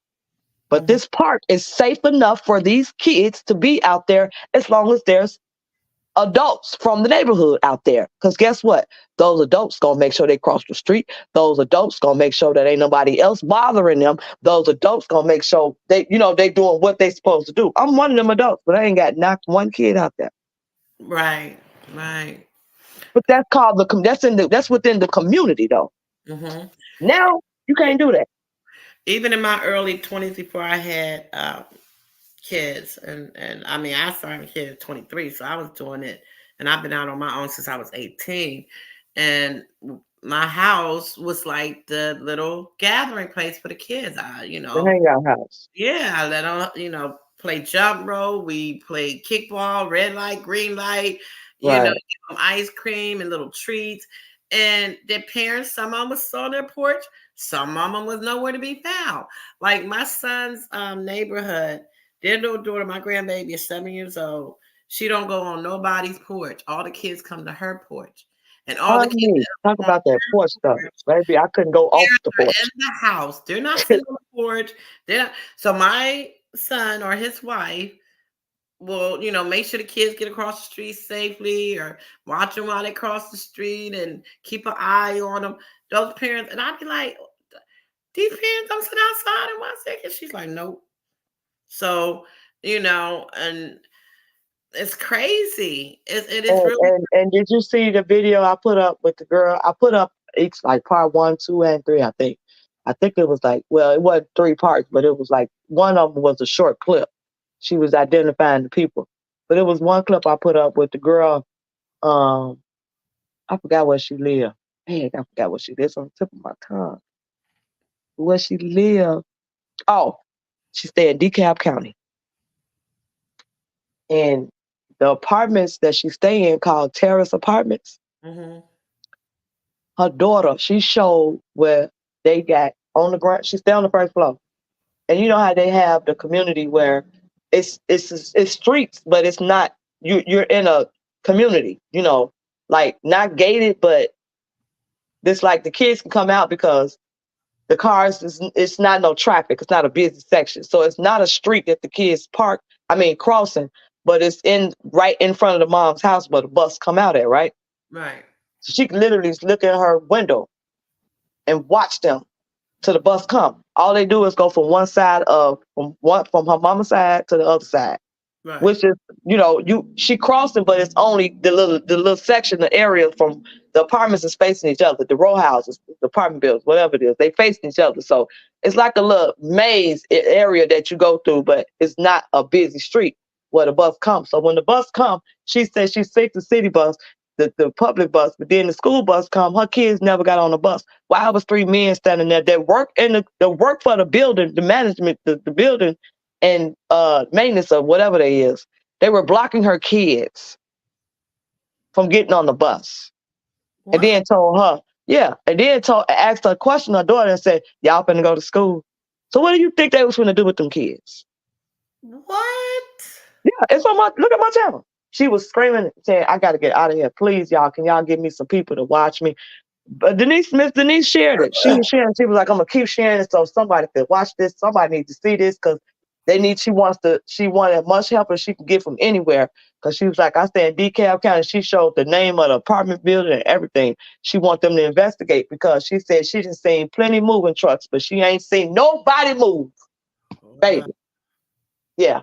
But she was like, they was trying to put my kids in a car and kidnap my kids. She was like, and she been having problems because she has a grown son and him and his girlfriend was in a car and they pulled up on them on the tenant van and tried to snatch them up out their car.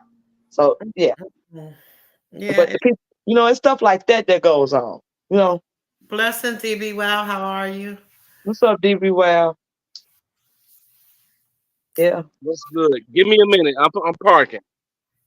Yeah. What up, man? You can't walk into bubblegum.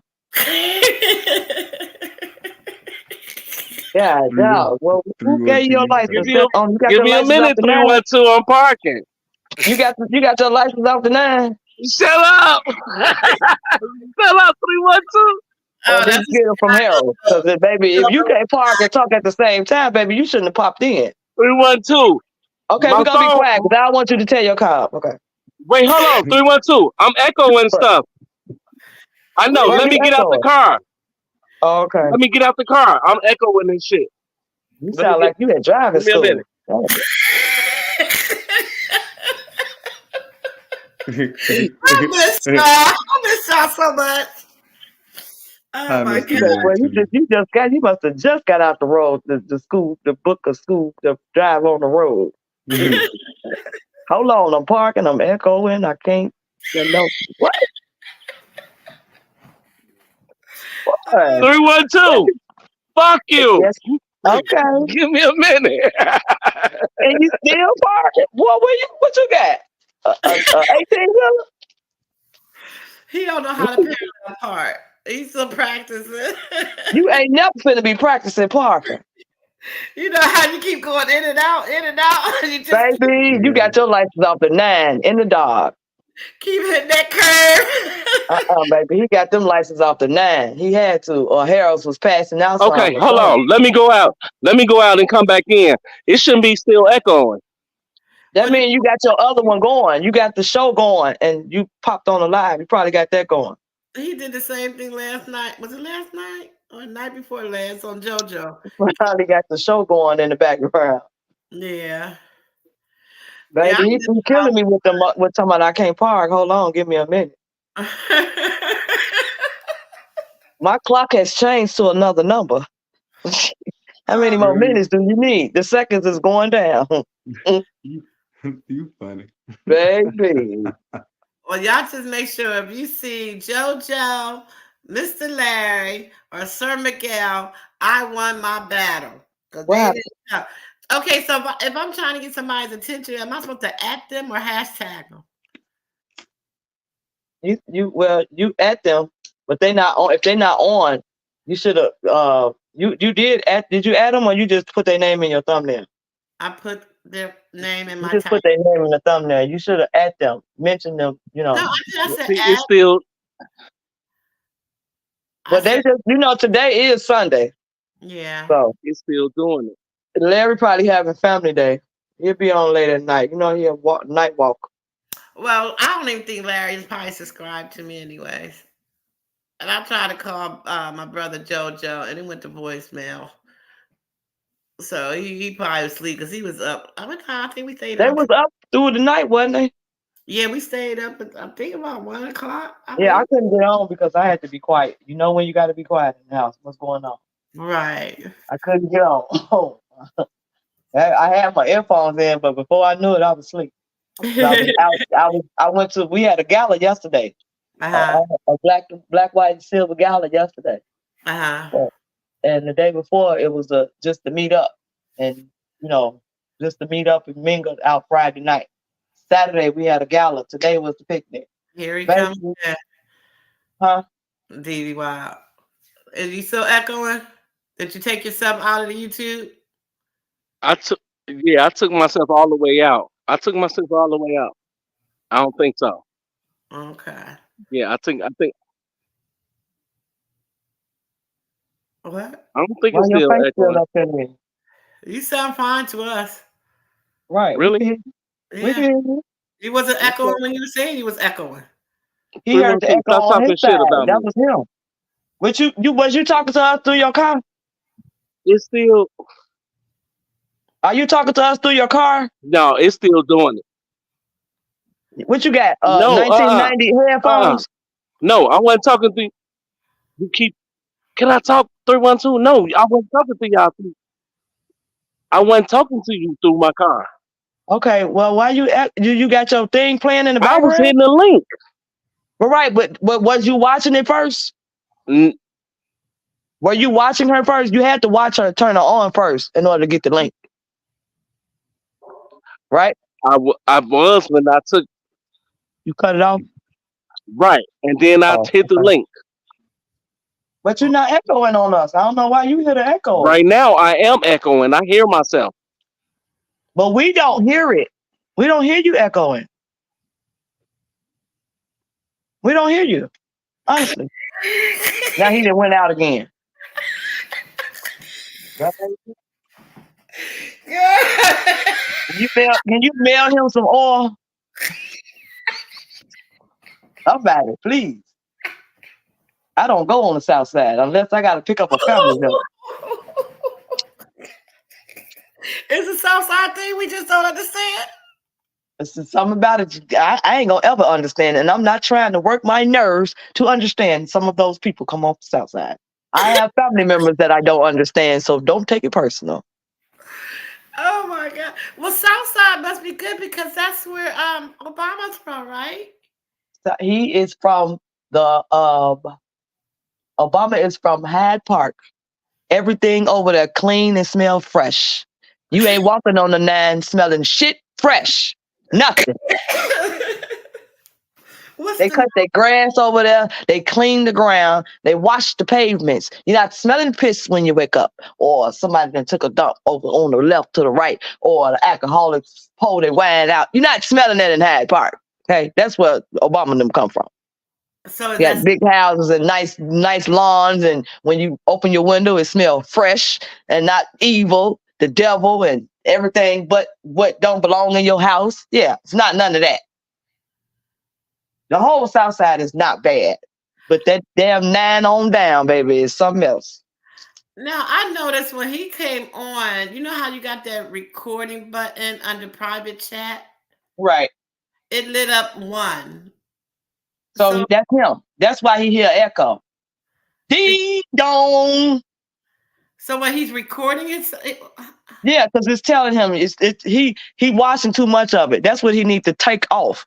Don't you go out and just don't touch nothing. He just allow you to let him up. I got the same thing on my screen. That don't mean you go touching buttons, and he probably touched it by mistake, and that's why he hear echo, because it's not gonna stop the echoing. It says stay in the studio until your recording is uploaded, meaning it's going. That's why he hears self echoing. All I got. That's all I got. So if he comes up and it lights up, if he come in, that's what he need to do. Turn that button off, stop it. Because if obviously he had to touch it in order for it to be saying, upload recordings. It gives you that option. That don't mean you touch it. It's not your live. It's your live. It's not his. I don't know what he's doing. He had the same problem trying to get up on JoJo's I think he made a mistake and just probably tapped it. But because it's right there. You can easily tap it. I ain't finna try it because I'm looking at the same button that you're talking about. And I think if you touch that, it's gonna start recording. And which it allows you to be in the studio. He thought he was in the studio, you pull him right up. It tells you you're in the show. Everyone can see and hear you. But right up under it says upload recordings. That's an option. Did you hear that, DB? It looks, I mean, it's right here. I see what you're talking about. I got it on my phone too. But I believe that's just the option for you, like it was you doing like an interview, if it's a panel or something. And I guess that's what that's for. You able to save the recording, upload, you have that option to upload recordings. I just noticed it the last time he came up. I seen it said This is the first time I seen it right here, but I don't see no other way it could, that's the only thing I could see that it's for. Upload, at your option to upload the recording. Well, I do have a video. Well, okay, let me finish this about the whole American citizen. Since I have it up here, I want to share everything. I took the time because I worked hard for y'all today. Okay, girl, go ahead. I said I'm coming back hard and strong. You have said that you resent the idea of being called an African American, that Yes. you are a Black American. Yes. Explain. I think that when they call Black people who were born and raised for generations in this country, if you accept the handle of African American, that says that you don't accept being an American American. You don't accept being born in Chicago or New York or Detroit or wherever you were born. For generations, your family has been here, built this country too. Sweat and tears and all that, fought in every war, okay? So this is my country here. So I don't want to be called African American. I'm an American American. My people have died and done everything for this country. You have said. Do y'all agree? Man, do that nigga got eyeliner on?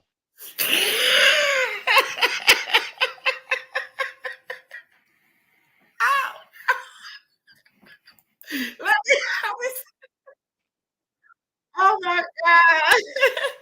I don't think so. He probably do because he was good for wearing eyeliner, I think. Man, that shit crazy. I think he was good for wearing eyeliner. I choose not to participate. That shit crazy. So would you prefer to be called African American or Black American? I want a name that Black folks come up with that ain't got nothing to do with no other race. Shouldn't no white man be asking me what do I want to be called? I think as a people, we need to come up with something that can validate why we being called. Like for instance, most people got a nation attached to their nationality. Give me an example of what you mean. Okay. Chinese people, Polynesian people, Guinean people, Mexican people. So they got a land to claim. What land do Black people got in this country to claim? Africa. So why is Smokey so mad then? Because it's like saying if we're African American. What Smokey's saying is I don't have shit to do with Africa. All my shit is here in America. So I want to be called an American. That's what Smokey's saying. And what I'm saying is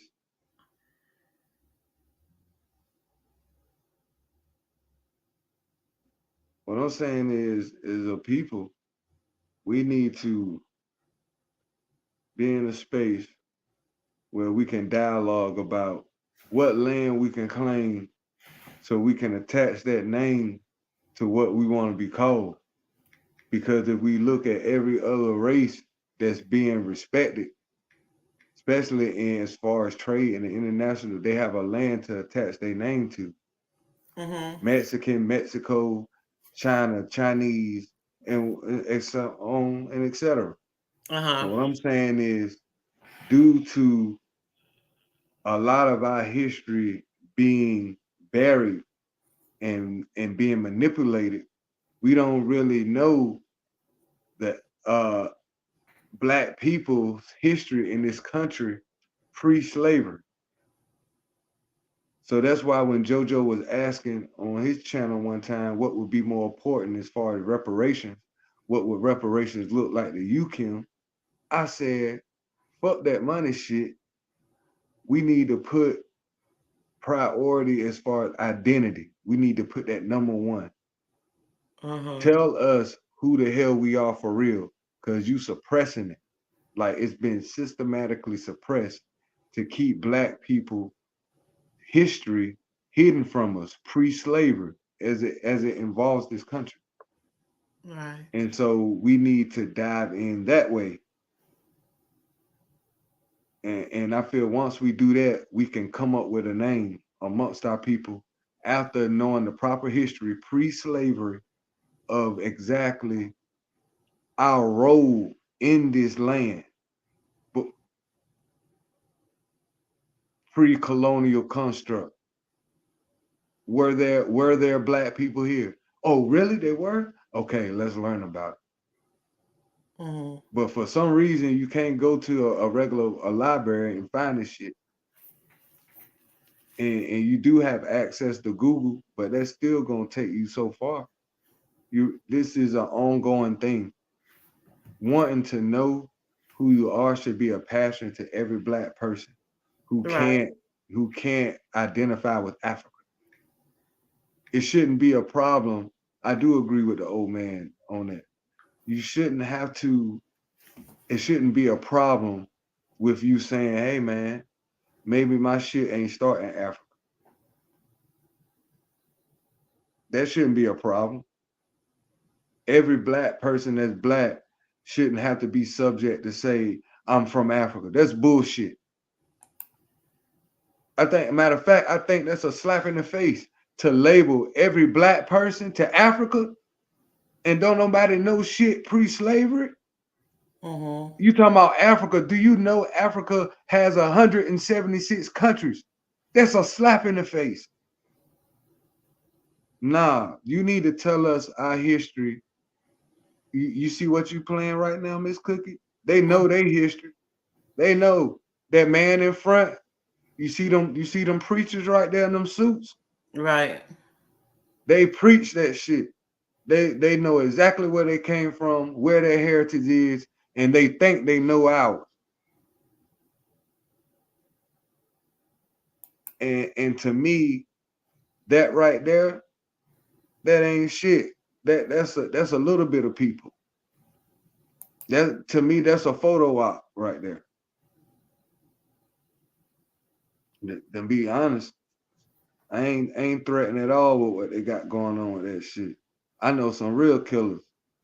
It's just the problem is we've been systematically brainwashed to think we are each other's enemy. When they know it's clear as day to them who the enemy is. It's clear as day. I guarantee you ask every one of them individually in an individual room who the enemy is. They're gonna have the same goddamn answer. But for some damn reason, we don't know who the goddamn op is. Right. You see what I'm saying? Miguel said he would advise everyone to go visit the Smithsonian at the Library of Congress. Has anybody agree. heard of that? I agree 100%. I agree, but a lot of people won't have the access to get there. Sir Miguel, but they can look it up. The Smithsonian has a website, so you can check out some shit on that. I might have to look into that. Yeah, and also the British Museum has a lot. Look on their website, British Museum. British Museum. Yeah, that's where a lot of the Egyptian shit is, and a lot of the graves and shit that they dug out the Grand Canyon. All the shit is over there. Like the tomb of King Tut and all that shit. That's in the British. You know DB, try cutting your phone off and restart it. But yeah, Miss Cookie, that is my answer. I feel like in order to find who the hell we call ourselves, we need to do everything we can to find out who the hell we were, if we had any role at all in this country pre-slavery. And that way, if we can have facts, hard evidence that we can take some ownership in this land or have sovereignty, that would be the first step. You know what I mean? I don't think that's a bad idea to look into. But African American, just to say, for sake of argument, just label African American, man, nah, man, that ain't right. Sir Miguel, the link is in the chat if you would like to come join us. I don't know if you caught anything of what I had played about these people coming to my city yesterday and walking the streets, telling us to go back where we came from, and well, if you telling me to go back to where I came from, you need to tell me the black folks role in Europe, because if you know your history, memory serves me correct, in 7/11 there wasn't a white face in Europe.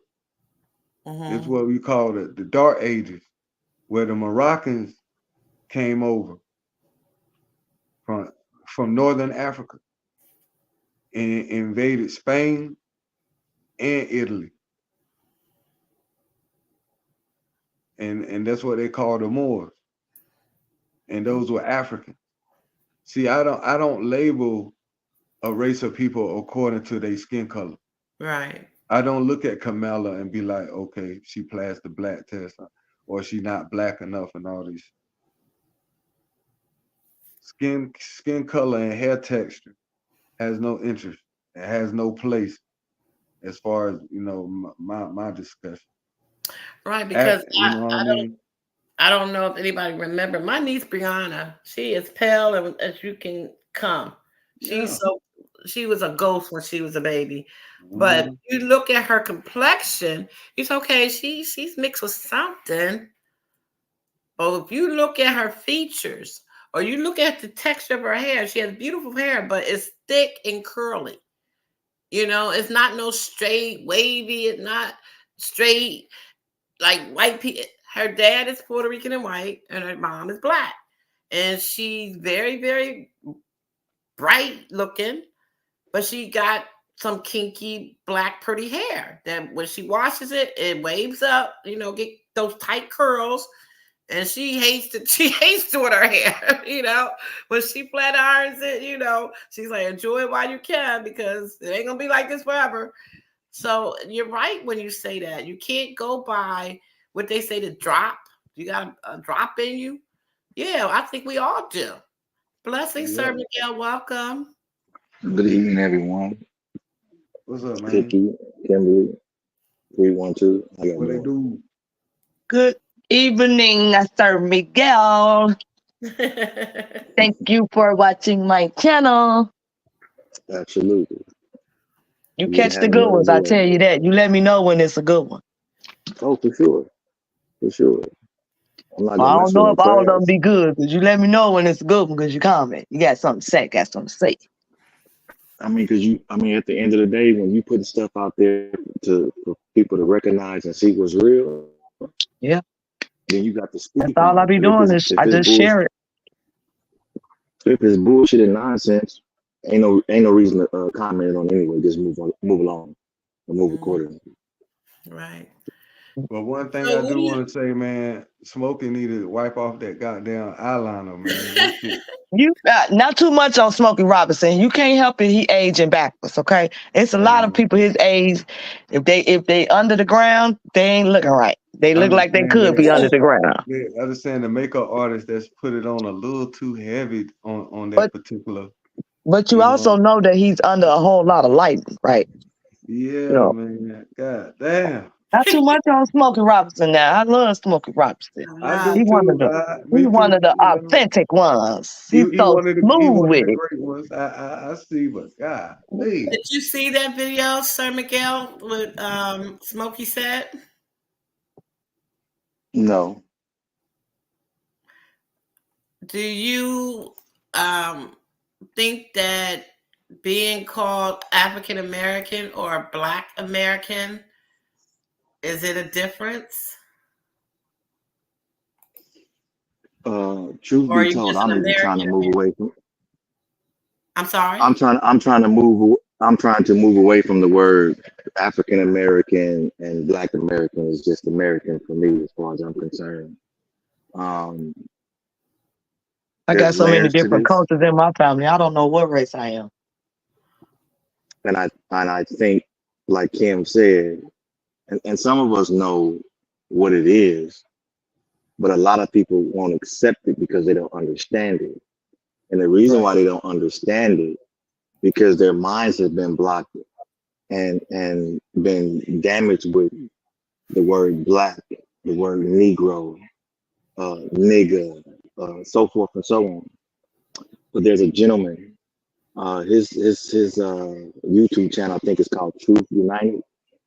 He explains in 7 different parts why we're not where the word Black comes from, and why we really shouldn't identify as so-called Black people.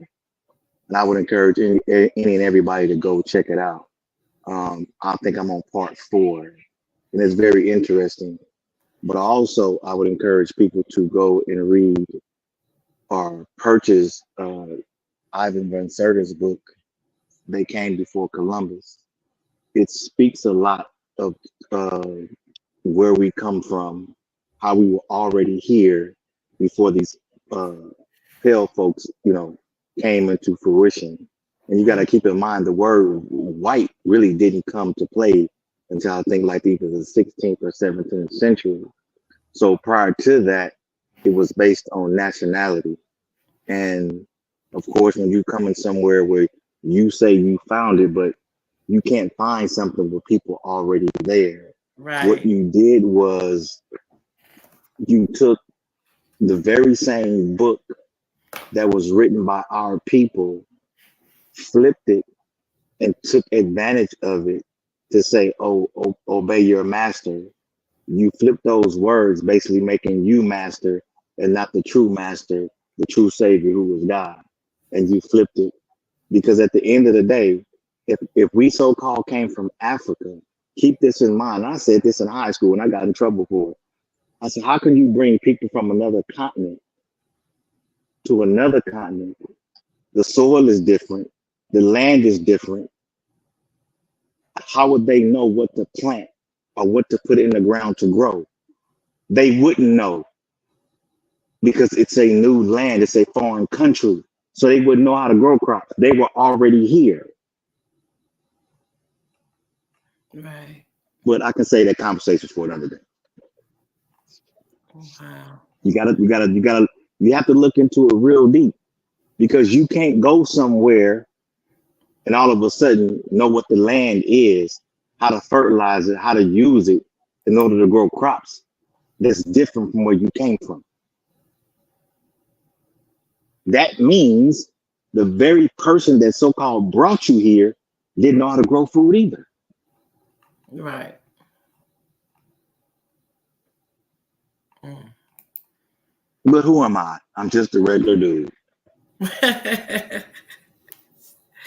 So, did you see the video with the people marching in Harrisburg? No, I saw the picture, you sort of a glimpse of it, but keep this in mind. They're doing that for a reason. That's nothing new. And when you think about it, they're really talking about themselves. They need to go back to where they came from. Mm-hmm. They the ones who are scared. That's why you're marching. You want that attention. You really believe Let that? them march out. Of course. I absolutely do. See, if you think about it, you're marching, but it's only a few of you, but you're trying to stand on something that you really don't own. You say you own it, but you really don't. You're scared because you already know that you're going to be outnumbered in a few years anyway. Mm-hmm. All right. I'm gonna play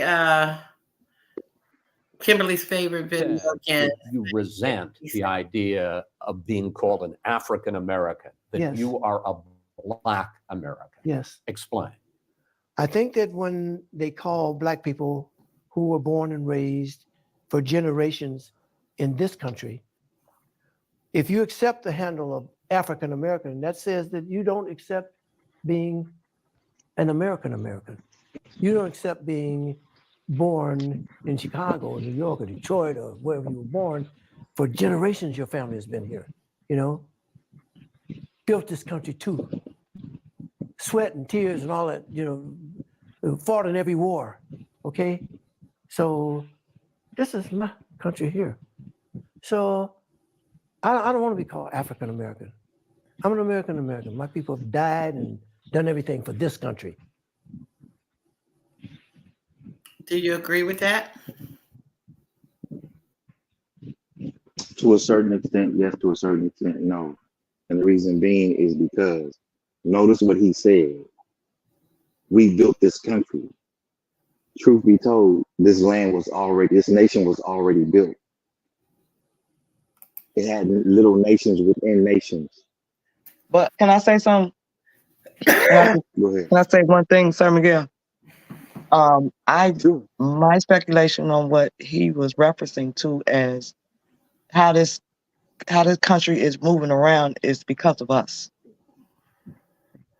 How this country is circling around, I'm talking about to the expense of us. Like everything that's making this world go round, it is because of us. From the top of us to the last nerve of us. Because we have top-notch knowledge, and they know that. And they make those people that they talking that's against us. Well, I mean that he's referencing to is, you know, they use our, other than us, it's some dumbass people in this country. I'm gonna just say it. And they use our sense of knowledge and place it right in between them and invest off of it. Our problem is we are our worst enemy. We're looking for the men up top to see, what are you going to do for us if I vote for you? Guess what? We as a whole learn how to stick together. We are the most powerful race out here. But we can't because we're too busy worried about who got the other half of that money. Who got this part of this? Who got this put on their name on this? That's our problem. We are the worst. We are the enemy of ourselves. They're not our enemies. They don't know us. They study us. We've been knowing that how long? JoJo didn't have to come out on the live to say that. We knew this. They've been doing this before me, you, all of us on here born. They study us. They don't know us. So if they see how we treat each other, guess what? They work on continue to keep that pattern going because that's how they do what? Win. So until we stick together, this is me.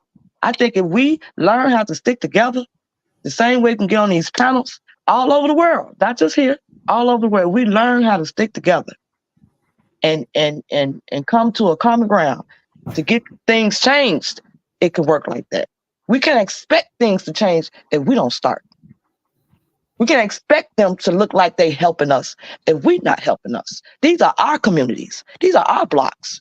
Why in the world they letting all these other people come in to weed us out? That's what they're doing. Because why? They don't care. People, our people, they get jobs in these retail stores. You go in certain areas, the flow shining. You can look at yourself on the floor. But you go where they hire us at, they literally, people come in the store and drop shit on the floor. You know why? Because they don't care themselves. Like Walmart, for instance. I shouldn't walk in Walmart. Nobody should walk in Walmart and hear themselves walking. But when you go in there, who do you see? Your own people with their phone out. They don't even want to help you. Yeah. But they got the jobs now. They don't even want to help you. They don't want to mop the floor. They don't even want the store looking like to bring you to it. It's a disgusting. It's evil. And it's sad. It's within this generation that's coming up. Right before this one, this generation, and right before generation. It's that's where it's and it's been going on, and it just become a pattern, just stretching all the way out. And it's like, when is it gonna get better? When we get better. When we get better. I mean, that's just how I look at it. When we get better, we tired of saying what y'all gonna do for us, because it's time for us to do something. These other organizations that do things, they get together. They are normal people. These all LGBTQIA. I learned their name. Yes, they got the IA on the end. Baby, they get together whether they like each other or not, and they get what they need to get to pass because they stick together. A lot of them don't even get along with each other. They don't even like each other. But they get together when they need something done to represent them. They come together and agree on one common ground. Some of those people look like us. They look like us. And I don't discriminate against them because I got them in my family at all. I love them just the same. But here's the thing, 312. I agree to everything you're saying, but I'm not going to allow other people to diminish us starting at slavery. And the reason why I say that, and I don't, and I agree. I 100% agree. And the reason why I'm saying that is because we built every nation on these continents. Mm-hmm. All of them. Mm-hmm. Yeah. So when I say in terms of who we are, we have to start at the beginning. But what they did was they knew who we were. They watched. And some of our ancestors fell asleep at the wheel because we're such a giving, free type of people. Mm-hmm. But at the same time, when God tells you not to do something and you go against it, what is he gonna do? It's gonna pass down from generation to generation through gene, through bloodline, so forth and so on. So at the end of the day, we are a remarkable people, but they only want to show the negative part when there are great people out here doing work, but they're being overlooked by the dumbness. And it's the same thing I said on the live this morning. There's conduct that is detrimental to our community. And if y'all get a chance, go back and listen to the replay, because I'm going to do a part 2. Because that's one thing about me. When I want to know something, I'm going to go dig real deep until I find the answers that I need. And I'm going to pass it on to the next person who is interested, because I already know, just like all of us on this panel right now, some of us are going to take the information and use it. But there's a lot of people going to talk shit about it because they hate the truth that is being spoken. Yeah. Even the very thing you just said. That's a fact. And I want to say this. Y'all remember when what was the guy name that they tussled him down to the ground on, because he was a black man out there hustling on the street, right? Mm-hmm. Mike Brown. Mike Brown. Freddie Gray, not Freddie Gray, but Mike Brown. Yeah. Okay. Yeah. All he had was what? CDs and cigarettes. Mm-hmm. Okay. That's all he could do right now, right? Lori Lightfoot stopped that shit. But she ain't shit now. She ain't this, she ain't did nothing, she ain't did nothing. To this day, you see more tables, carts rolling up and down the streets. Ain't nobody got damn license. Okay?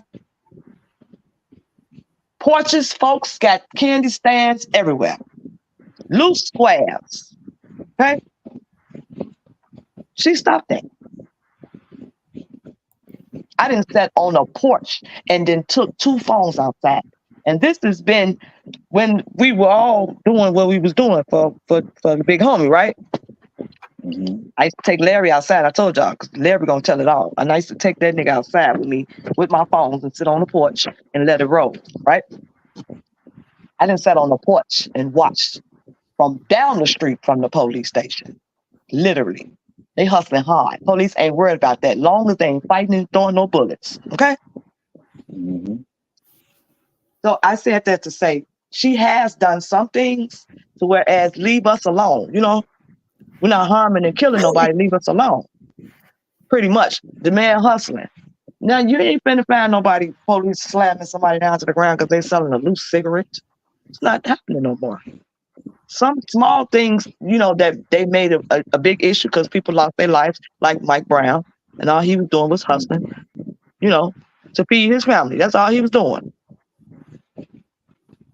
But you know, it's just certain people, they have made a difference. And I believe people that take heed of like certain aldermen, certain mayor, things like that, that's attached to him in certain neighborhoods, he go through them neighborhoods and observe and see what the statistic is and how they treat the neighborhood. Guess what? If they treat that neighborhood and they sticking together, guess what? He gonna look out for that part of that side of town. It's gonna be clean. Snow gonna get shoveled. Garbage gonna get empty on time. The garbage cans gonna be clean. They gonna get replaced. All that stuff gonna happen. Guess what's gonna happen for them people that voted? Them people that stuck together. Them neighborhoods that stuck together. Yeah. And if that happens every neighborhood, guess what? Nobody else matters. We matter. We matter. I watched Hispanics watch us in the neighborhood. Now, they just moved in this neighborhood.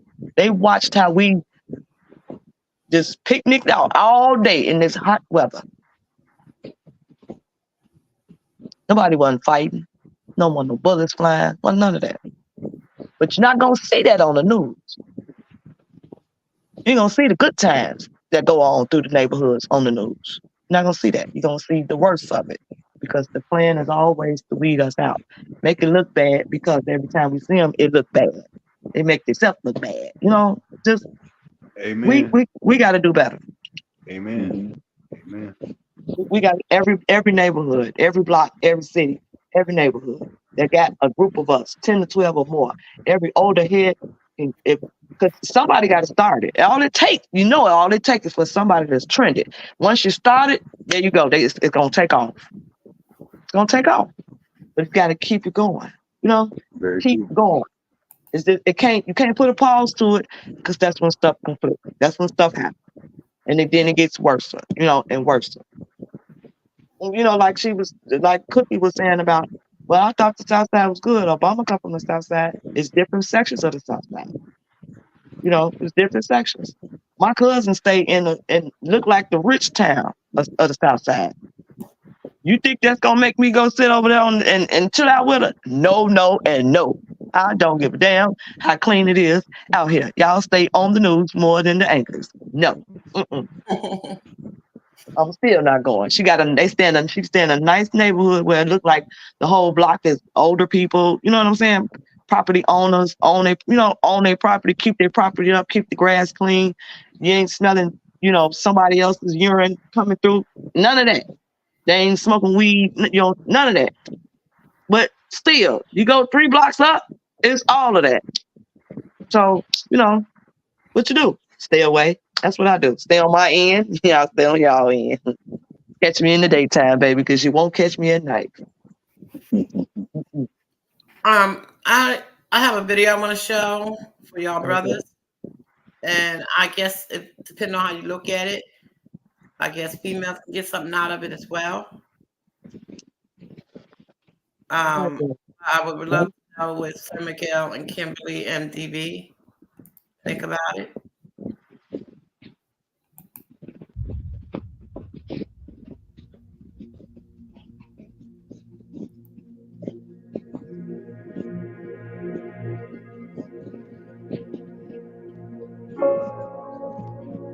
My brothers, before I get into any discussion, I'm taking a second to let you know that I love you. You are Earth's original peoples, capable of anything in your reflection, the essence of a king. That's why in this moment I am still conflicted, self-restricted from using a single word because of the pain it's inflicted. This word is a virus bubbling up inside us, a word that we reverse, but in reverse is where it guides us, and I guess that's what surprises me. That's why I'm triggered when a brother who loves his brother's calling his brother a nigga. Called your brother a nigga? Called your brother a nigga? Would you call your mother a nigga? Nah, I didn't figure.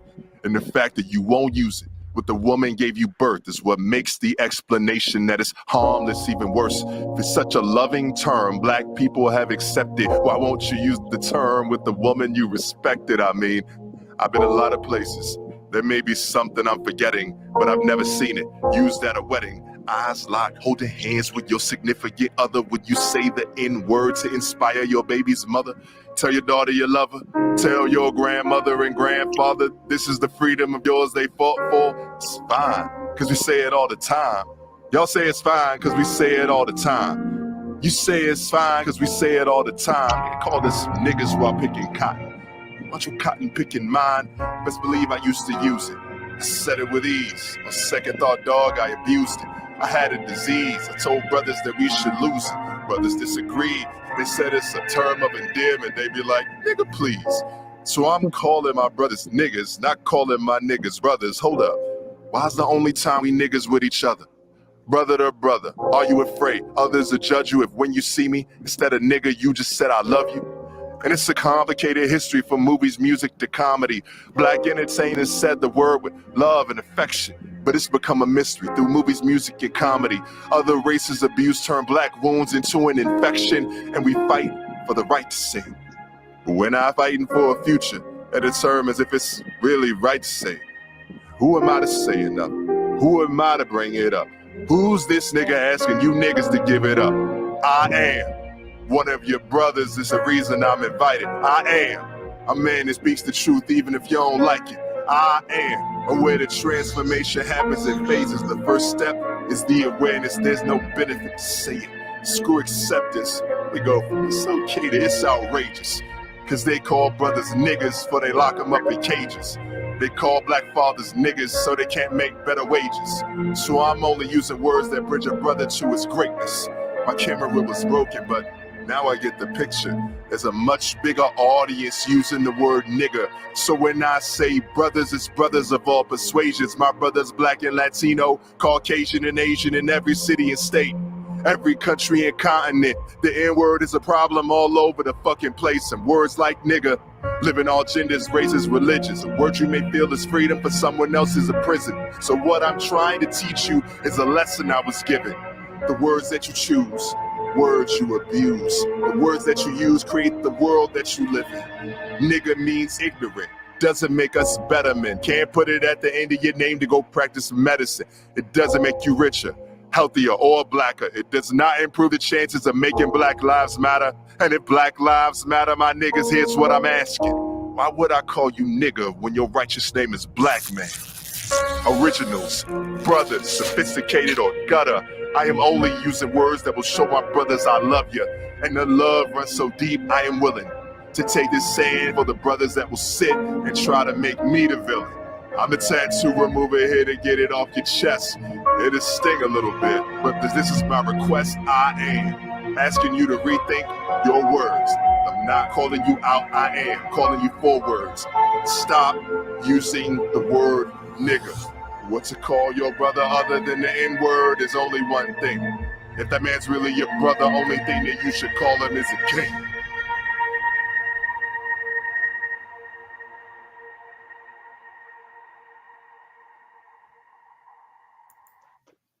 Amen to that.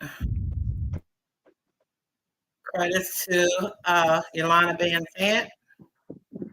I did not own the rights to that video. So, what do y'all brothers think?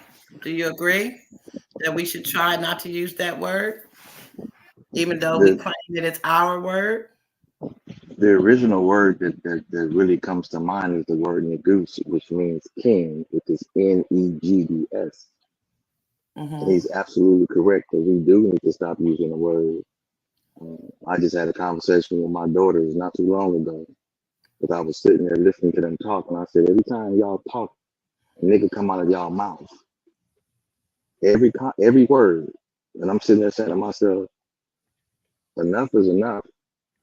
Right. When you sitting around me or near me, don't even use the word, because I'm trying not to use it myself. Do you think because we're so comfortable, or is it just because of a habit, or is it a trend? Do you think Part we of could it, stop using that word? sure we can. We can stop doing a lot of things. You know what I mean? We've gotten so comfortable to identify with something that really, like you said, that means ignorant. You know what I mean? It's just like saying, oh, it's no different than saying, oh, we use the term my government name. You ain't got no government name. Your mama named you. Damn, Sir Miguel. Damn. What's good? You understand me? What's up, brother? So I'm listening. we can stop a lot of things. We just, even like 312 said, it has to start with the changing of the mind. Once you make your mind up, you can do anything you want in this life.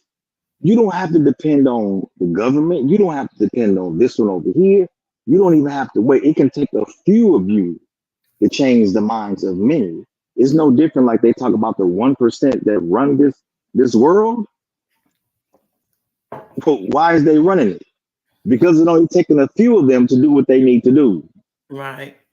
It don't take a 100,000 people to stop something. It could be one person.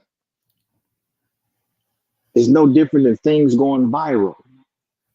Perfect example. I was at work in 2017, and I went to go get some coffee. No, I'm sorry, I went to go get a soda. I put my money in the machine. I got the soda, and I opened it. And I said, do I really want this? No. I went to the sink and poured it out. That was November of 2017. I haven't drunk a soda since. Even when I smell soda, or soda is around me, it really makes me nauseous. You said 2017, you haven't had a soda? I had a soda at God all. bless your heart. Stop cold turkey. So what I'm saying is, when you put your mind to something or anything, you can do whatever it is that's going to fulfill you to make you better. It's no different. God will take some things from you, and some things he will allow you to keep. And some things he will take everything from you, because he has a greater mission for you that somebody else can't do. So we can do anything. We can stop using words. We can stop hating each other if we choose to do so. Right. Life, 90% of life is mental. The other 10% is physical. What you think, It's TJ? all. So no, wait. I'm sorry, Summerfield. Were you done? Oh no. That was it. No, so Cookie, let me go back to Sir Miguel right quick, because I was going to ask him. So that's basically what you think. What's your input on the word nigga, Nigga, right? Mm-hmm. Kim. So when you think about that word, what do you think of it? I'm asking them, Cookie. I mean, Do you, because they baby? huh? Do you? I ain't say nothing. No, right. I wanted to get Kim and Sir Miguel You know, go ahead, Kim. So when you think about that word nigga, you know what I'm saying? Like, what do you think? Like, when was your first time hearing it or whatever? And like, what do you think about that word? Period. Shit, If I, you know, I think can it's ask. black power. I think it's black man. You say I you think think it's it's black black. power? Yeah, I think it's black magic. I think it's what black folks been doing since the beginning of time. You So you think it's like, you hey, give like black folks yeah. chitlins and we make it a delicacy. So you throw the fist in the air for it, huh? Okay. Hey man, I mean, I just feel that that's what we do, bro. Anything that you try to label us bad, we're just able to prevail and not only Right. make it, we'll make that shit fly in sex. Right. Something, you know what I mean? Something you try to throw on us and oppress. We'll throw that, we'll wear that coat and flip it. And now y'all white folks mad because what y'all done took, we done we done made it fly. Now we got other races calling each other niggas. Right. Explain Right. that. That's what I. You know what, Kim? What you just said. They can't even help themselves, So bro. I was just at a party. Not to cut you off, bro, but I was just at a little no, go corporate ahead. Go party. ahead. Go ahead. Do your thing. I was just at a little corporate party, man. And it was a Chinese dude and a white dude and a black girl. And I promise the black girl, she kept calling them nigga. She was calling the white dude Hmm. nigga and she was calling the Chinese dude nigga.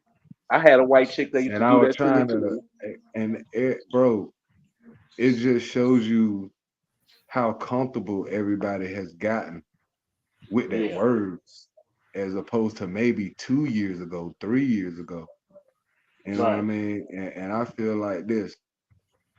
I ain't saying you wrong if you are offended if somebody call you that or if Yeah. you hear the word you feel a certain way. But let that don't let that battle be for all black people. Be I because don't. you personally offended by niggas. Yeah. Yeah. You know what There I'm you go. saying? I Yeah. feel like you taking on a struggle for something like that when that's a very opinionated question. And So each do y'all black still look at that word So as you. being a endearment, a sign well of me, endearment? shit, I look at it as more Some than people that. take it as the way as you I calling somebody a bitch.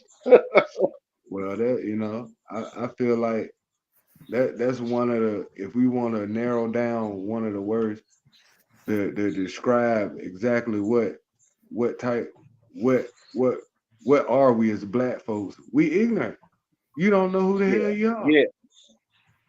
You tell me what's the percentage of people who actually know who they are and where they came from outside of That's slavery. kind of what I was going to say, Cookie, because some people don't, you know what I'm saying? Some people, oh my God. So what you need to do is you need to embrace your slave master, understand that most of the people, black folks in this country, got white folks' ancestry. You need to accept that, and we need to figure out this thing as a people. How how how many bloodlines actually run through our veins? Some people don't Because take it not offensively, though. because if you Some wanna people get be like around, you that, know, you got black people who be around you white people too, Kim, not to cut you short, but you know, you have black people who be around white people and they be cool with the white people and then they be like, yeah, and then you hear the white people be like, yeah, my nigga this, my nigga that. And I mean, Cookie, it sounds too crazy, Cookie, especially like let's say just for instance, not to cut you, you know, but let's say you in a like a college campus or something, right, Cookie? And you know, when you go to a college campus, Cookie, like for real, you hear all of that shit. And even though it may not be right, you get, you know, like you hear this shit and you get kind of adapted to it. You get a little used to it, and it don't even bother you. You know what I'm saying? Like, you know, like you don't, it don't bother you unless you hear a white person say nigga you know, and say it into a derogatory statement, like a derogatory way. Like you know, you hear a white person say nigga in a bad in a real bad way, then that's gonna upset you and irritate anybody, I think. But some people don't like it at all. So it's Don't safe like. to say that BV Wild and Kimberly, y'all are moderated and it's okay. It's just a way of Well, endearment. Uh, No, like, no, no. That's it's not too that it's look. okay. It's not Well, a. I You know why know. I say that, Kim? Because I had a white chick that I used to date and I used to mess with. She was a little ratchet, Kim, and she was a little, you know, and I used to tell this chick, man, bro, back, like you gotta stop saying nigga when you get mad. Like if you were saying nigga like this and that and the third, and you was saying it in a cool way, like when you Wow, you still like a nigga. What you mean? That's why you shouldn't fool no, no, with them. no, no, Because when no, they no, get no, no, mad, no, that's no, what no, they use no. I over know you. that. You still I that know same that. I nigga know that that three they one back. two. No, no, no, no, no, no. I know that, but I'm saying if she was saying it like, listen, people, what I'm saying. I'm saying if she was saying it like nigga, like in a neck, like in I a love you, cool nigga. way, Nigga, I like love you. yeah, you know what I'm saying, like in a cool way, like nigga, you did the nigga, did you just say that? Nigga, did you just do That's this? the that's That the yeah, that's the that's the old play for the some underlay. That's people. what you get your I well know, being but I'm to make saying, sure that but you I did. know Bitch, I'm still 312. calling you a nigga. I know 312, but I'm saying, but what I'm saying is that's a little bit more cooler way, and everybody don't take it in a wrong derogatory way. You see what I'm saying? That's all I'm saying. I'm not saying that it's not wrong to some people. You know, some people think it's wrong any way you want to say it. You feel me? But some people think of it like, like Because okay, because this how we right. talk, and this how they took our English, and this how they made it Okay, into but a you cool said it way. right the first time. You said this is Go ahead, how go ahead. we talk. Yeah, yeah, yeah. But some people don't take it, and be some people don't take it in the wrong way and feel that kind of way that you're saying about it. Like some people don't. I'm just saying. I'm not saying that it's right. I'm just saying that some people don't take it like that You because it's not really it's just, however you feel you're entitled to. I'm not going to say if you're right or wrong. right. That's for you.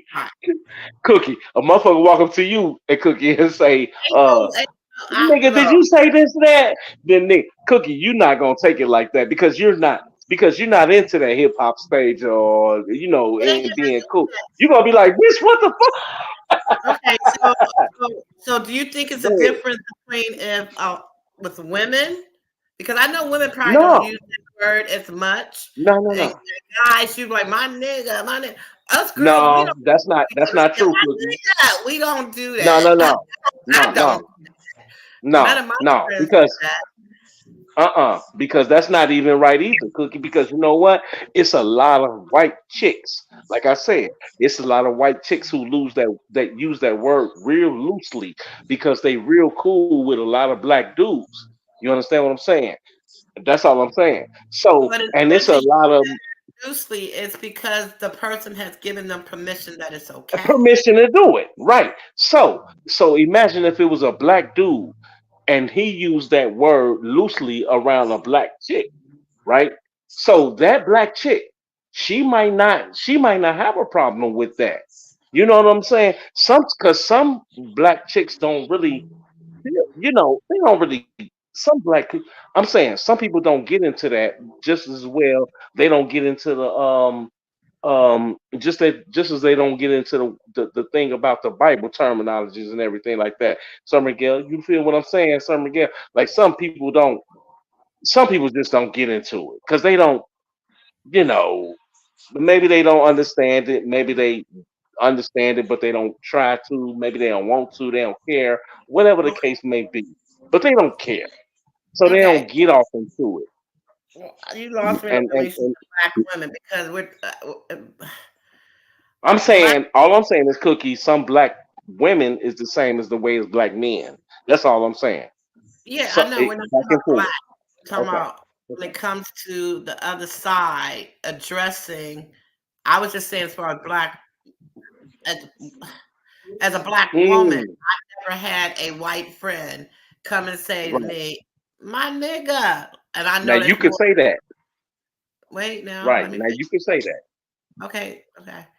Um, but for men of blackness, I know it is more common for men to address each other like that. Women do not. I had a brother-in-law back in the 80s, 84, 83, who was dating my sister. She has 2 kids by this man. He was in the hood. He was brought up, all his friends were black. And Mhm. you could have thought he thought he was black. It was like, even though Right. his dad was a little prejudiced, his mom was not, but Really? he was not. He had a brother that was a little bit prejudiced. So it was like, but for him, he loved black people. He thought So he didn't call them niggas. no, I mean, you could call him a nigga. He's like, yeah, you know what I mean? And he addressed it all his boys from uptown, because he was from uptown, the hood, and they would greet each other as, my nigga, what's up? Pow, Right. pow, Now but when cookie. it came into our household and been part of our family, I've never heard that boy address, or I There should you say, you go. There you never go. addressed anybody in our family, even though we didn't talk like that, but we never even heard him say, like, when the family came involved. Right. Heard him say it Now out in the street, there you with go. friends, There you you go. know. But it, like I said, it was a term of endearment, like, my nigga, what's up? Blah, blah, blah, blah. But out of anger, I Right. never heard him say that nigga, because he was mad. Right. And that was Now it. there It was you go. I went to Catholic school, Cookie, with a white boy. He was cool as hell. And he never used the word nigga. And he would always, now he was saying bro before we even heard bro back in these days, now these days, you know what I'm saying? And he would never say the word nigga. He say he would you could ask him and he would tell you, I never say the word NIGGA. He would spell it out. He would never tell you that. You know what I'm saying? Because he was just, I guess, raised and brought up that kind of way where he wouldn't use that kind of terminology. So he would say, my dude, my guy, my bro, whatever. You know what I'm saying? He, to this day, 30 some years later, Cookie, he still never uses that terminology. Even though a lot of his guys be like, nigga, you call me nigga, man. Don't worry about it, man. You know what I'm saying? On some dumb shit. Some people are okay with it. Some people are not okay with it. You That's got to like learn the difference.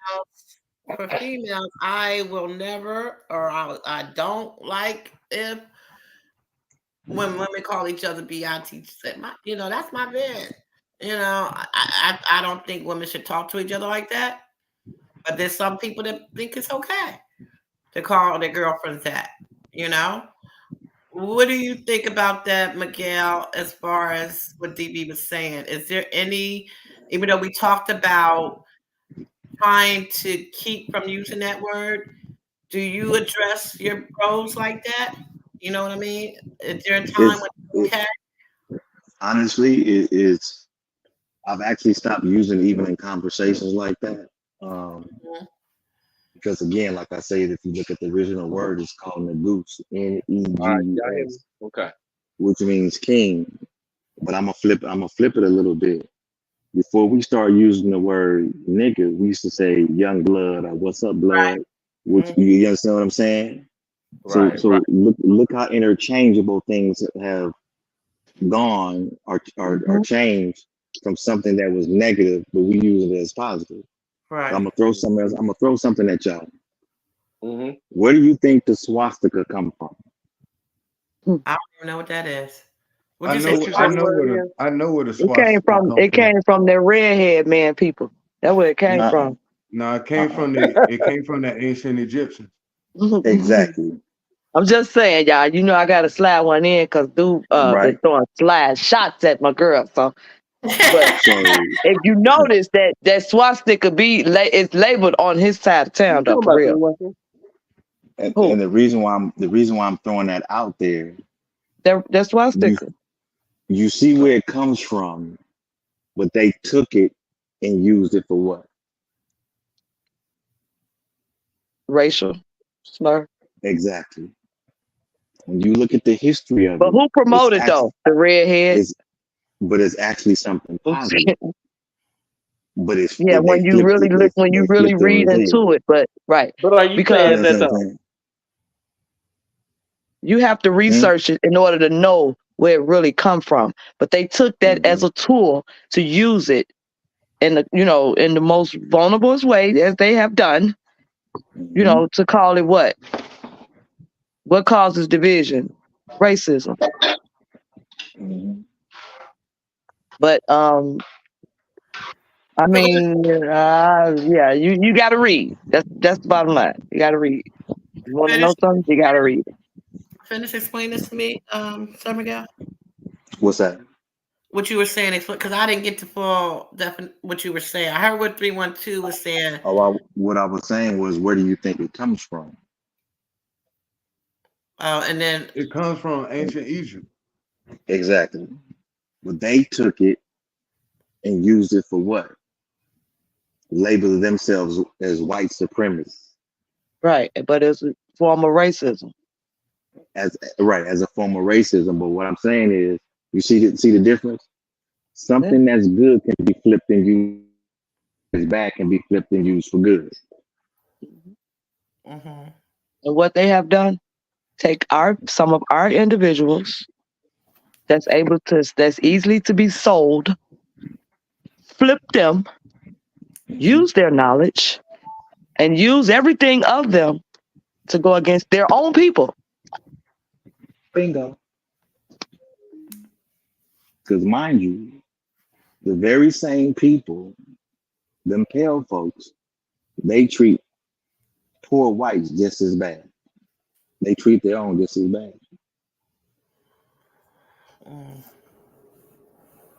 So as my brother Jojo would always say, what are we going to do about it? Point.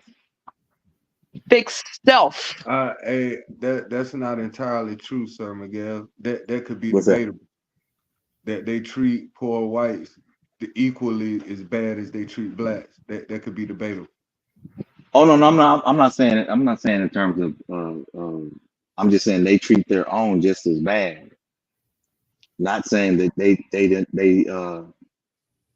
they got a name to them just like we got a name. I said, that could be debatable though. Like on certain levels it could be. If they had a choice between punishments of who would get the worst of the two, it would be us versus and them. the reason why?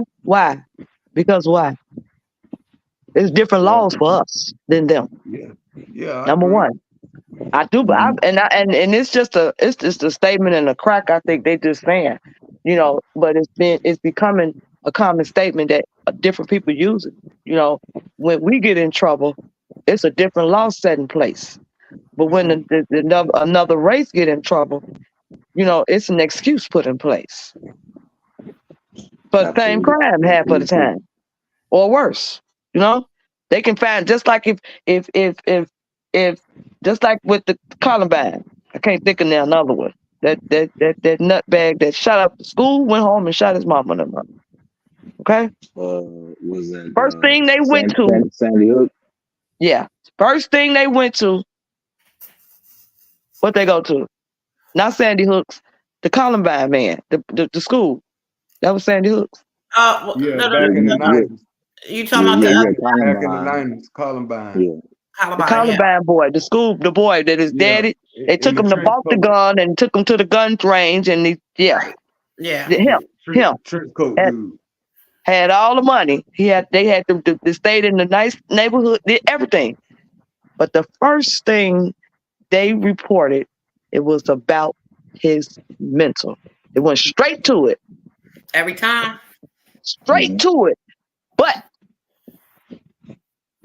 the nigga 5 blocks up do 30 rounds. They ready to give him the chair. True. Ain't no black person going to shoot up no school, no hospital, No, none of that. We're not doing that. That's too much. Too many instructions. When we use the mental health, and the first thing they'll say, he was bullied. No, they go to in deep with the counseling, the mental, just the part of it. They stick to that to make it a report. Then when it's court time, that's when it's time to try to justify all of what happened in his childhood. The fuck they got to do with him blowing up everybody else's child? What they got to do with it? And I just think certain laws need to be put in place. Like, you can't keep locking up the same kid. Oh, lock their parents up. Lock them up. Because they don't want you to touch them, but they don't want to get them. So what you do? Police is supposed to serve and protect, not up their guns. We supposed to protect we supposed to keep our own community on lock. We supposed to serve our own community. We supposed to do that, not the police. I came up in the neighborhood where it was called the community, not a block. It was a community that communicates with each other and keep in tune with each other, not knowing everybody in their business, but to make sure the kids safe, to make sure they know what's going on. That ain't happening no more. It's like, mind your business. But then when you get them 3 knocks, you want everybody to know your business. Yeah. But you got to have that same kind of feeling, if not a little bit of it, when it happened next door or on the next block or in the next country, because you got the same child that it happened to, same age or niece or nephew. You're supposed to still have that same mind frame, because it could be yours or relative of yours, or somebody you know. But not that, it ain't got nothing to do with me. That's our mindset. So when you see people out protesting and it's only 10 of them, because we're sitting watching the TV. We're not going to help because it didn't happen to one of us. But when it happened to one of us, now we on the mic. We need help. We need prayer. We need this. We need that. But when it just happened 6 months ago, you watched it on the TV and you changed because it didn't happen at that time. And I say this for my own people. Like, we got to stop that. Because it's not about you right now. Don't mean it won't be later. Ain't that the truth? So 312, when you saying something happening to our own people, right? Are you saying, I'm asking you a question. So are you saying that our own people should be the ones that come and, look after us or see about us or whatever? We supposed to see about it. We supposed to see about us first. Can't no other person come see about us. We got to see about us. Right, like whether we need to be disciplined, we need food, whether we need anything. Things need to be conducted in the neighborhood. It used to be a time when you could catch somebody outside, not catch them, but they cleaning up. When the city officials see that these neighborhoods pay attention to what's going on, they make sure they got everything, every resource, everything that they need. You can trust the plus. You can trust the plus. They ain't gonna let it be like that. Whereas if we no. See, that's the mindset that's sticking to boatloads of us. They ain't. Damn, they ain't. We matter. They don't. We do. Yeah. When that light gonna switch on? All of they ain't, and they ain't did this, and they ain't did that. What did you do? Yeah, they got all the resources in the world that I heard Larry say, you can't even you barely can pay to get your grass cut. You know why? Because they got it where now you could be your own person. Like you can landscape yourself. It's too many of those, everything that's out here that the upper man got. We're capable of doing it if we do better with ourselves. So if black people mess up, I'm not excluding myself. Black people come and arrest us? Huh? I'm asking. So if black people mess up, are you saying that only black people should come and arrest us? If a man mess up, then a man should be the only person that come and arrest us. If a woman mess up, it used to be a time when A woman that if I get pulled over, ain't no man and two more men coming to search me and all of that. I'm not trying to You know confuse why that's it? nobody. I'm just making, But you asking an example. Do I think that black people should be the only one arresting us? When you do the crime, you do the crime. And I don't care if it's blue, black, green, or purple. they come and arrest us. Exactly. Okay. It doesn't matter about that. That I'm saying, far as us, you preparing for trouble, and that's our problem. We set our own self up for failure because the mindset. You Yeah, worried we do. about getting locked up. Worry about keeping the neighborhood clean to whereas the police ain't coming to your neighborhood because you got it under control. Right. Yeah, but You you see know what I'm what? saying? But That you know stuff, what? those things need to keep going. It stopped. It was at a pause. What she's saying, DB, is okay. None Your of, neighborhood block, and you see some kids on the corner being rowdy, throwing rocks at a car. You go and stop that child. Talk with that child. Let them know, like, yo, this is your neighborhood. but Right. she also You don't saying need somebody to call the cops on those kids that's throwing those rocks. When that cop come, what's going to that's happen? true. That's true. But she It's also a whole saying different so. ball game. And it's like where I'm at right now. DB, I caught a couple guys getting high. I was getting out of work one morning. And because it's so quiet, oh, they ain't gonna hear us. We're gonna get done and they ain't, you know what I told them? I said, y'all got 2 motherfucking minutes to get the fuck up out of this back. Okay? You I just got off move work. Okay? around, I don't bitch. want to smell none of that shit. We ain't having that shit. Okay? I don't I want to don't. smell that This shit is around what my I house. told them. Right. I do not. And you I got told the them right this, to do that as long as you but play I safe. told them I do not want to call the police on you. I'm asking Right. you to leave because if I call the police, it's out my hands. In I fact, I'm appreciate you. begging you. I appreciate you, Yeah. ma'am. We out of here. Right. Right. Right. I was sitting in my car one day listening to y'all, and the guy was on his phone and was finna try to take a piss. He got right to my car, and it was like he had hit the brakes on the last dab. Oh, my bad. I ain't even see you. Right. I know. This ain't my building, but it's about people with respect. When they see you with respect, they'll respect you. And I give nothing but respect, and I demand mine. You're not finna piss where I stay. And you know what? And you know what? 312.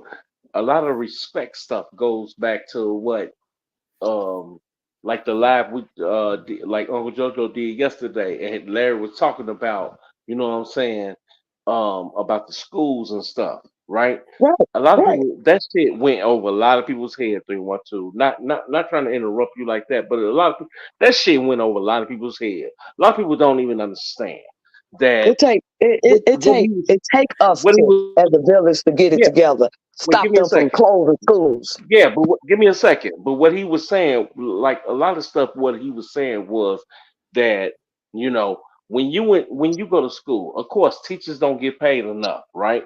Okay, we can all agree on that. But when teachers doing their jobs inside of these schools and everything, a lot of them, um, people don't realize that, you know, that they doing more jobs than what they're paid for. They're not just paid to be. It's like you making this such amount of money every year to be a teacher, but you're doing you're You're doing doing like parental. security. You giving out You parental being services. security, you being Right, police, right. you Yeah. cleaning up after people, you doing, it's so many fucking things. Teachers will never get paid enough because you know what? Teachers are the first people outside of the parents that teaches kids to do and to live and to do certain things like how they live or whatever. You know Teachers what I'm try to saying? help prepare for the future, but they And can't for the babysit people. your child Yeah. and nurture your So child and make your child do what you need to they start first. influence, The teacher help. right? So they be influenced by other kids who, even if they kids who doing things that your kids not doing, even though you raise your kids to do right, not do nothing wrong, this and that and the third, but they're gonna be influenced and listen to another child inside of the school who tell them you could do this and get away with it, and you're not gonna be wrong. See, kids are influenced by lovely. It's this thing right here, Sir Miguel, bro. It come before social media. This thing right here was way before social media. This thing right here was in the minds, was made up already. It was made to be planted in our head and for us to, make those mistakes, do wrong.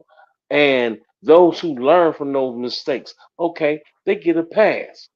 But the ones who didn't learn from those mistakes, didn't suffer them, Still crying out for help. and They suffer still for those crying out mistakes. for help. No, some of those people cried out for help because they was hurting and they wanted to be helped. Some of those people didn't give a fuck, right? Some of those kids, If they ain't didn't got even give a nobody, fuck if they ain't got because nobody they to give a never damn about them, why would they have to give a right. damn?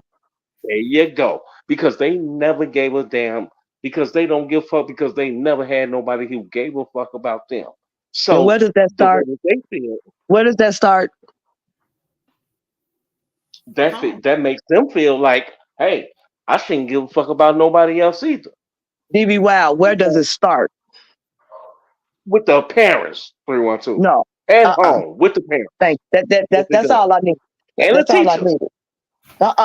That's not the teacher's job to babysit your child. Okay, so She where not it a teacher. starts Look, at home here's with the the thing. parents, right? As a With the parents. former teacher of 10 years, You don't send your child to trust school for a babysitter. trust and Okay, but believe. it starts at home then with the parents, right? Exactly. That's okay. Exactly. I'm But on mute. here's the thing. Teachers are only there to instruct. That's it. They're teaching the curriculum that's given by the state. It's up to them to gain a bond with your child. That's up to them. That's it. Those things They happen. got It grows like that. But they're they not got there to be 45 minutes. babysitters. But see that's what some parents expect. Because you know what I'm saying? They say, well, the language, the lingo is, oh, I send my school to do this, that, my child to school, and it should be safe. Ain't nowhere safe because anything can happen anywhere. Right. When you put your child in this school, they give you the listing of what's going on in the neighborhood before you register him. Register him And that or So, her. was to the right, and that was to the and point where if your kid, if they say the wrong thing, disrespect, cuss, whatever they do, then call a parent. Parent got to jump off job just to come and see about their child. Back in our days, they had to get that ass whooping first. That's what but Larry was talking about last night. And then but back in You our got to get days, that they ass come into your whooping house. first. but They even come into your then, house and they finna check this household and see why Yeah. you acting like an animal. That's what they doing but back in our days. Hey, even what back they call them, then, throwing officers. You damn right. even And counselors and even can on. Like, what's the problem? even They getting in your see business. even back then, they shouldn't have been swatting kids in the first place. Where do you think the whole paddle shit come from? Yeah. Again, that shouldn't be, a paddle in there. You going to school to get a whooping? That's my point. It That means you should have got never been. yourself dressed before you left. You ain't ate. Your mama sending you to school to get breakfast. If you were All that It shouldn't matters. taught it at home, shouldn't have you know never how to act in school. So it would be it no. shouldn't have never Because they been. right. They come to school to get attention because that's what kids do. They act out in public to let you know. Some kids act out at home and they do and they got the best sense in public because they know not to embarrass their mama. They know better. They only bad in the presence of their kinfolks. Some kids know My how to act when they go to school. They don't have the problems. But some is just the other way around. my point is this. Who do you think implemented that in schools? Them white folks, them pale people. Mm-hmm. I That agree. basically Yep. came from slavery. Turn around and hit them with the paddle. What? Okay. Man, I got a teacher fired because he hadn't went to the barbershop before he came to school. Okay. Get him So up at the out of end here. of the day, the very same people that make the rules, they knew exactly what they were doing. But They guess already what? was telling you that we're gonna take parental control from you. But Sir Miguel, if your child is raised right and know better, you ain't got to worry about that kid coming home talking about, I got hit with a paddle. No, I get what you're saying. What I'm You saying know, is it shouldn't have never been it they shouldn't should have have never never been been implemented implemented in. in school, period. Because it comes from slavery. So you're basically telling your child, the school is basically telling your child, I have a right to beat your ass. Right, but Sir Miguel, but at the same time, that you know what, it used to be nothing wrong with it because you know why? Some of those It kids was didn't get their something ass. wrong with it, DB. But yeah, but Sir Miguel, some of those kids weren't even getting disciplined at home, but they was getting disciplined at school. So No, some of no, those no, kids no. turned out better. It ain't the Some of school's those kids turned responsibility. out better. It ain't the school's responsibility to discipline you. No, I'm not saying it is, but some of those kids turned out better. But guess Sir what? And Miguel, that because goes they back to got what I their ass just whooped at school, even though they No, didn't get no, their no, ass no, no, whooped at no, home. no, no, no, no. Yes, you're they not going did. to school. That's Okay, parental guidance going on at school. That's not what they get okay. paid for. I mean, they don't get paid When you for it, send but you know them what? home But for they 3 days, get, what's it called? huh? Suspension, detention. They got a Yeah, detention but room. That's that what I'm ain't saying. shit. All of that That got ain't doing cut nothing back. to them. They Well, took But when that they out. was getting their ass whooped at school, some okay, of them turned. go to these schools. If you miss class, skip class, they suspend you. They put you on detention, Yeah, okay, and then yeah, your yeah. parents gotta pay a But when fine. they used to get the, Your yeah, but parents, when they used to, wait. oh, If okay. my child is keep getting sent home, and it's gonna cause me to get a fine, or I That's gotta what keep, I'm saying. or they're out of school. What you think I'm gonna do? I'm gonna start doing what I need to do with my child to let them know And it's not gonna be tolerated. Right, you don't keep exactly, sending and your you go, child to school talking about if he get a whooping, if you and go to school, eventually you you're don't get a not gonna whooping. come no more. No. And eventually you're not gonna come. You're not gonna keep coming. You're gonna say, yeah, okay, whoop it. If What? they're allowed to whoop Who's gonna ass, say you're gonna yeah? say whoop ass. Who? Okay. See, that's that lazy shit over there I'm talking about on 294. That's exactly what I'm talking about right there. Whoop No, those kids' ass. leave Whoop it. That's that they ass. lazy shit. That's that lazy shit. I'm telling you right It's there. I not told y'all. lazy. There It's you go. about whooping those kids' That's ass. no, it's not. It's about discipline. They Raise need your to be child at home. disciplined. Them teachers are not Yeah, babysitters. but some parents don't. All I'm saying, I hear you. What I'm saying, you had some parents that were soft as fuck that didn't whoop their kids at home. They ain't believing in whoopings or Okay, if I don't whatever the believe case it with may my be. child, I ain't gonna believe it And somebody. I'm saying, but they got whoopings at school. But so when But they see, got some of them, DB, You start when they making it got you whoopings making at it a fact. Oh, school, but they got a they whooping at turned out school. a little bit better. That's all I'm saying. Okay. Okay, but DB, I Charge my mean, phone. it's if Y'all that listening? parent, think about I'm this. listening. that I'm sounds listening. like Think a about this. parent. Time, y'all, we can't hear what each other's saying. Think about this. I'm gonna say it again. It should have never been implemented in the first place. Now, mind you, you fast forward in 1980, they passed a law that a kid can call the police or social services on their parents for discipline. I remember that. You see how that worked? Ain't no more rulers and paddles. You see that? See how that worked? Hmm. They flipped it again. Yep, they're using your child against you again. It came from slavery. You got to look in deeper to it, Playboy. When you have a child, that child is your responsibility, not your job. It's your responsibility. Because guaranteed, let that child go out and commit a crime. Who you think they're gonna look at? The parent. And don't own a home or anything else because it's no different. God holds the parent responsible for a child under their roof up until the age of 18. But now look what they've done. You can't even go into your child's doctor visit when they turn 14 because it's considered privacy now. Yep, they talking to only the child. Mm. You can't even call the police. Let him get locked up, and he turned 18 at 12:01. You gotta wait till he get his paperwork processed. Exactly. Ain't giving you nothing because he's an adult. They're gonna play with him. Now you better get him when he get out. You better get him because we got him now. He got a number now. He gonna be back. They done already stamped it. He'll be back. You got an opportunity to get him once you get him out. You got an opportunity, and if you don't get a hold to him, guess what? You're not doing nothing but proving them right. Now, I mean, it's some areas that whereas you got some officers that they have compassion and they work with them and all of that, but nowadays you ain't got that because there's so much disrespect. Respect is nothing in the world today with this generation. Respect is gone. It's gone. Because I remember the police. I remember the police in my neighborhood that lived on my street.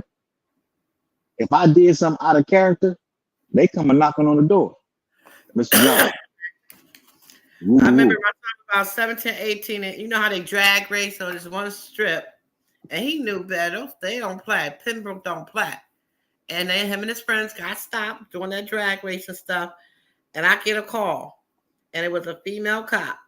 And she said, I'm only calling you because your son was so polite and mannerable. So I'm cutting him a break because he was so, had so much respect. But if I catch him again, I said, you ain't got a problem. No, not a problem. You will not catch him again. But she gave me a call. She didn't arrest him. Now, one of his friends got taken down because he couldn't shut his mouth, knowing he was wrong, So, I had to talk with my son, but I was proud enough to, even though he was wrong, that he knew how to still have respect and handle himself accordingly. Even if people wanted to maybe cut her out, he didn't. But that's an elder, and he knows better because his mom taught him to know better. When you don't disrespect your elders. Things like that needs to be instilled in kids. When you walk in the room, you're supposed to respectfully speak. As a man, you're not supposed to walk in the room with a hat on. Right. You're supposed to release that hat. It's all respect. Out of respect. That's it. Just respect. That's it. And it just tears the letters out of it to the core from our own people because we lost it. And we're not respecting us. We shouldn't expect nobody else to respect us. But we look for it because of what? Why? Because who we are. But when we look at each other like we're not who we are. And that's the part that flies over my head. We always talk about what the white man or how the white man is treating us. And we don't look at how we treat each other. We mirror ourselves. Like people talk about the ops. We are the ops amongst each other. We are. They not. They taking notes on everything. And they open this social media up. They knew what they were doing. They opened up abuse, neglect, predatorial. They know what they were doing. Bullying, yeah. Bully, all of that. They knew what they were doing. I'm gonna find this article. To what you just spoke on, 312 about social media. Do you know the very people who created social media? They're in the U.S. Senate. They're in the U.S. This generation. This generation created it. For the suicides and shit. But what? It's too late for that though. Yeah, you know what I'm saying? I was just letting you know what. Right, I know. But this young punk is that generation. He sat up one day drinking and doing whatever, and they just come up with this. See what I'm saying? They just come up with stuff like this. The same stuff that we know how to do, but we sit on it while they make it. Make it triple, make it double, all that. They lie and they cheat. We try to do everything in the right lane, the right word, say the right words, use the right everything. Silicon Valley, man. Okay, Kim. Now you follow where I'm going. The very same people that created Facebook and so forth and so on, those same people send their kids to a Montessori school with no computers, no laptops, no tablets.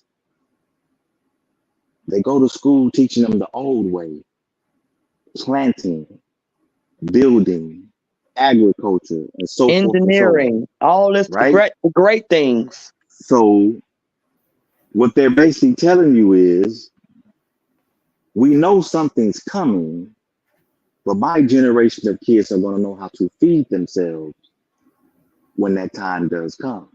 Yep. For those of you that are stuck on the internet, we can turn this thing off at any given moment. How you gonna survive? Right. Who do you think they came up with hooked on phonics for? Hmm. We're not the dumb ones now. We're not the dumb ones. So No, who need we're hooked not at on all. phonics? Not at all. We're not the dumb people. They needed hook. They were the ones that needed. They come up with it. They come up with it that they needed it.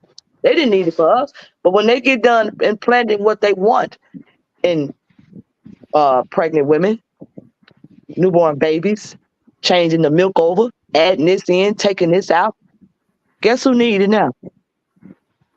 Oh, she has autism. Oh, he has ADD. Oh, he has this. All of these titles. All these titles pop up. And who's the dummy?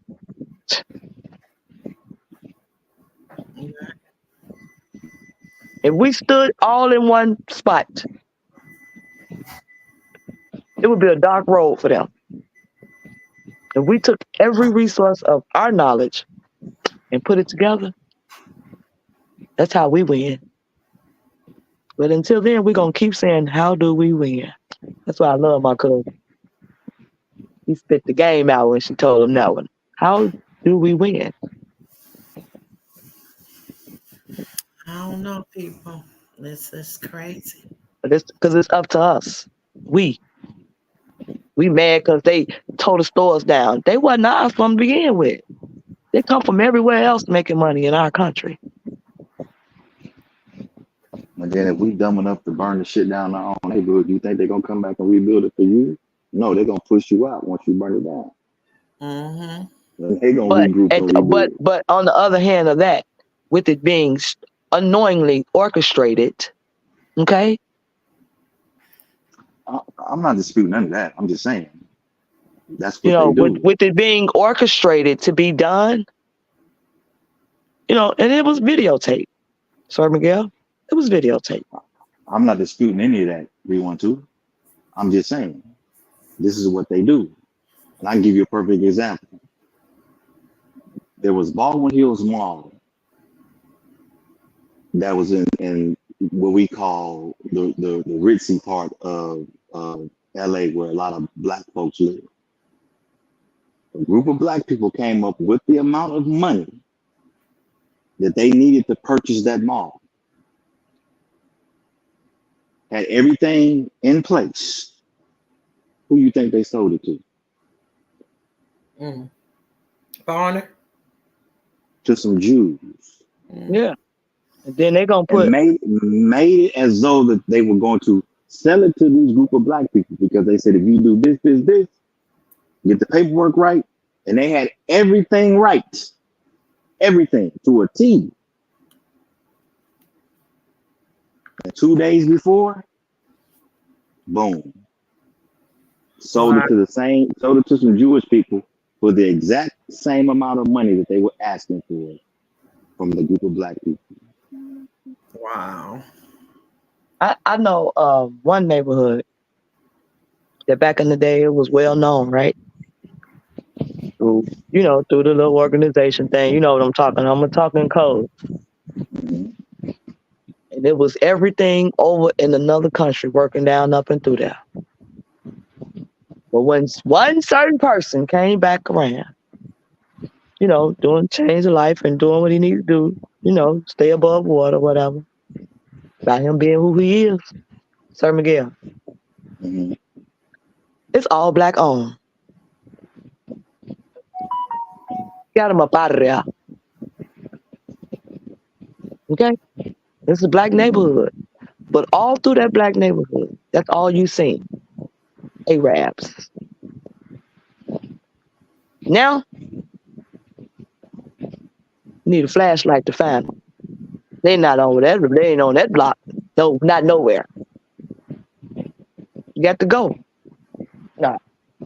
And I mean, he stood in his community and stood on it. Like that's just what that happened. I ain't tell it all because I'm on the internet, but yeah. I feel you. And that it don't have to go in that level, that direction, but if every community stick together, you know, and it is. I see some things, some of them change, you know, when I do go out in neighborhood in certain areas, but and it's slow, and it's because of us. We are impatient, you know. I'm just saying that, you know, but I see it, but it's a slow change because there's so much that's going on in the world, so much going on. So, you know, and it's a lot of stagnation and, you know, and distractions. But I do see, you know, little progress that they're trying to change. As far as the community goes, you know, the older people's trying to come together more to try to make it safer, you know, take control of your neighborhood, because that's where it needs to start. Take control of your neighborhood, where these kids matter. Let them know that they matter. Stop getting on the news talking about they scared to come out. They can't ride their bike. Stuff like that. Cut it out. And it starts with sticking together. Right. That's it. It starts with that. Because if the kids see it, that's what they'll do it. They'll start. And that's a trend to start. But to start, you got your kids in the back seat. You just pick them up from school and you listen to the music telling you how many rounds you could do. What you expect that's going inside that kid? Right. Every day. This all he hear. This all the kind of music he hear. Every day. What do you expect out of that? Wow. That's abuse.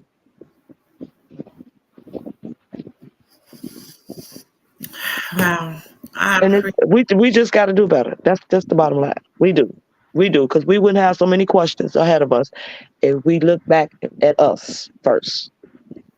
You know, turn the questions around at yourself in the mirror, like Mike said. In the mirror, look in the mirror. Yep, us. It be us. And I say it to my own people.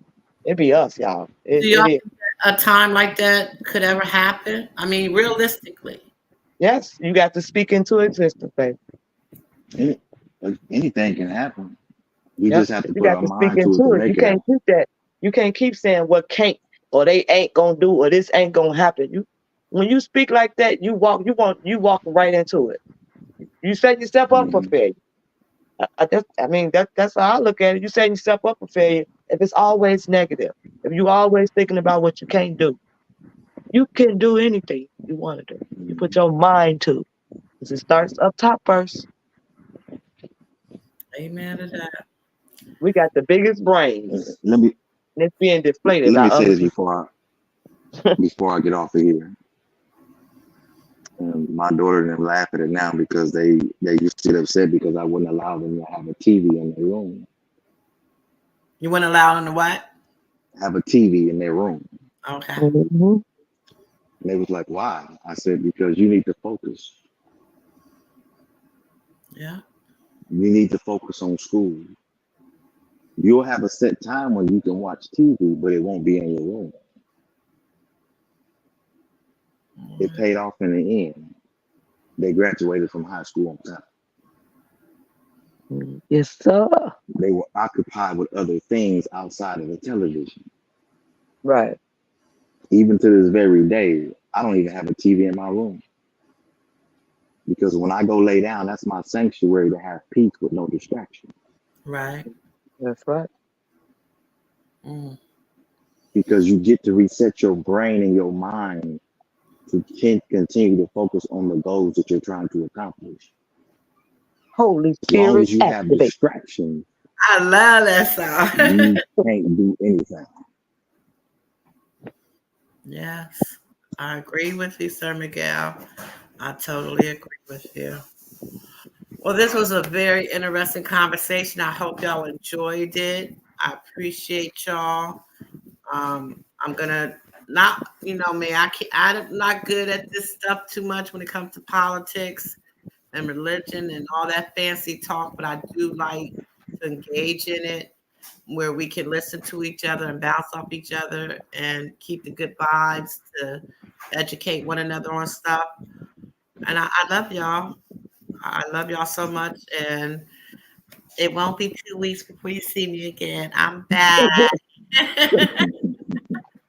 You know, sometimes we sit back and reflect and take a break and get our shit right, you know? That's right. You got to shake up that tail feather and get it right. Get it back on with it. Yeah. Holy Spirit activate. I wanted to take that, but I didn't know if I was allowed. I thought it belonged to a certain content creator that when he plays it. The Holy Spirit activate. Yeah, I love the one he plays.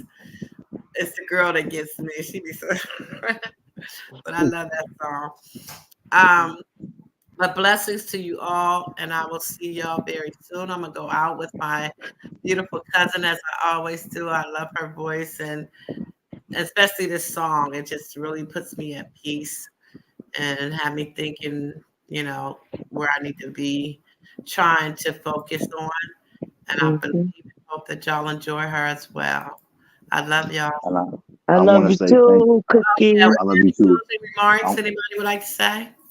I want to say thank you to 312 and Kimberly for their contributions to the panel. And I think at the end of the day that we all can learn from each other and we can continue to grow. And I think it's very important that we continue these conversations, because when you have thought-provoking conversation, change does happen. Yeah. But when it's bullshit gonna keep happening. So thank you both. Thank you, Cookie, for having me. And may God richly blessed be upon you this evening. And no matter where you go, always know that you're a winner, no matter what no one says. Amen. Thank you, Sir Miguel. I enjoyed you guys. Thank you, Cookie, for having me. Thank you for coming. And DB, wow, you better learn how to walk into bubble. Kimberly, any last thoughts? Shoot, man, I love y'all, and Smokey, man, easy on the makeup, bro. God damn. Take off that foundation. I mean, just a tad, just a little bit. You know what, Kim? Not too much on smoking that. Smoke Wow, God bless y'all all. Thank you so very much. I truly love y'all. Good night, y'all. Good night, y'all. Good night. I stare at my reflection in the mirror.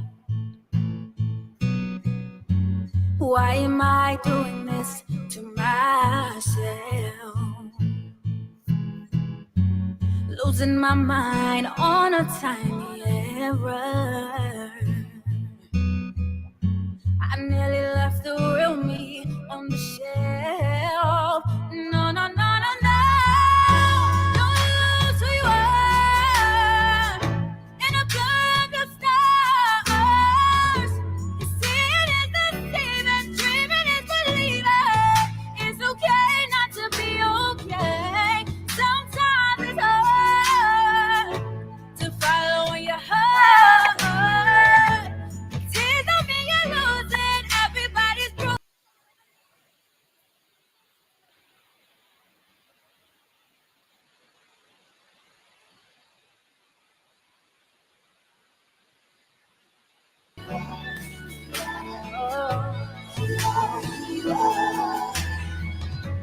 Brushing my hair so I look perfect. I forgot what to do to fit the mold. The more I try, the less it's working. Yeah, yeah. 'Cause everything inside me screams no, no, no, no, no, no, no. Yeah, don't lose who you are in a blur of the stars. Seeing is deceiving, dreaming is believing. It's okay not to be okay. Sometimes it's hard to follow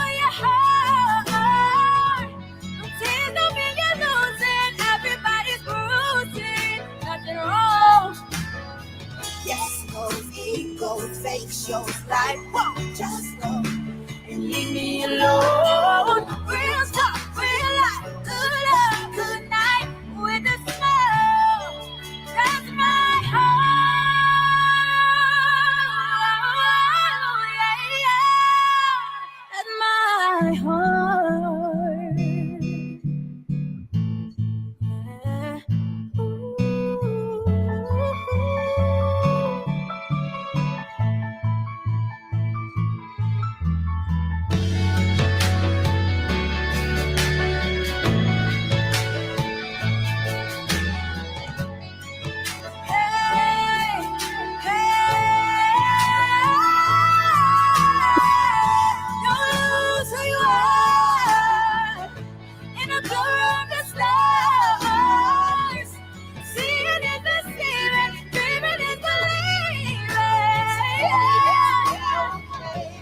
Sometimes it's hard to follow your heart. The tears don't mean you're losing. Everybody's bruising. There's nothing wrong with who you are.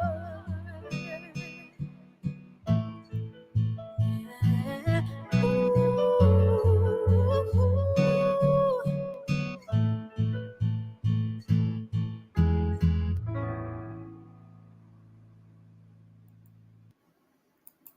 Good night, all. Have a blessed week. May peace be with you. Thank you so much.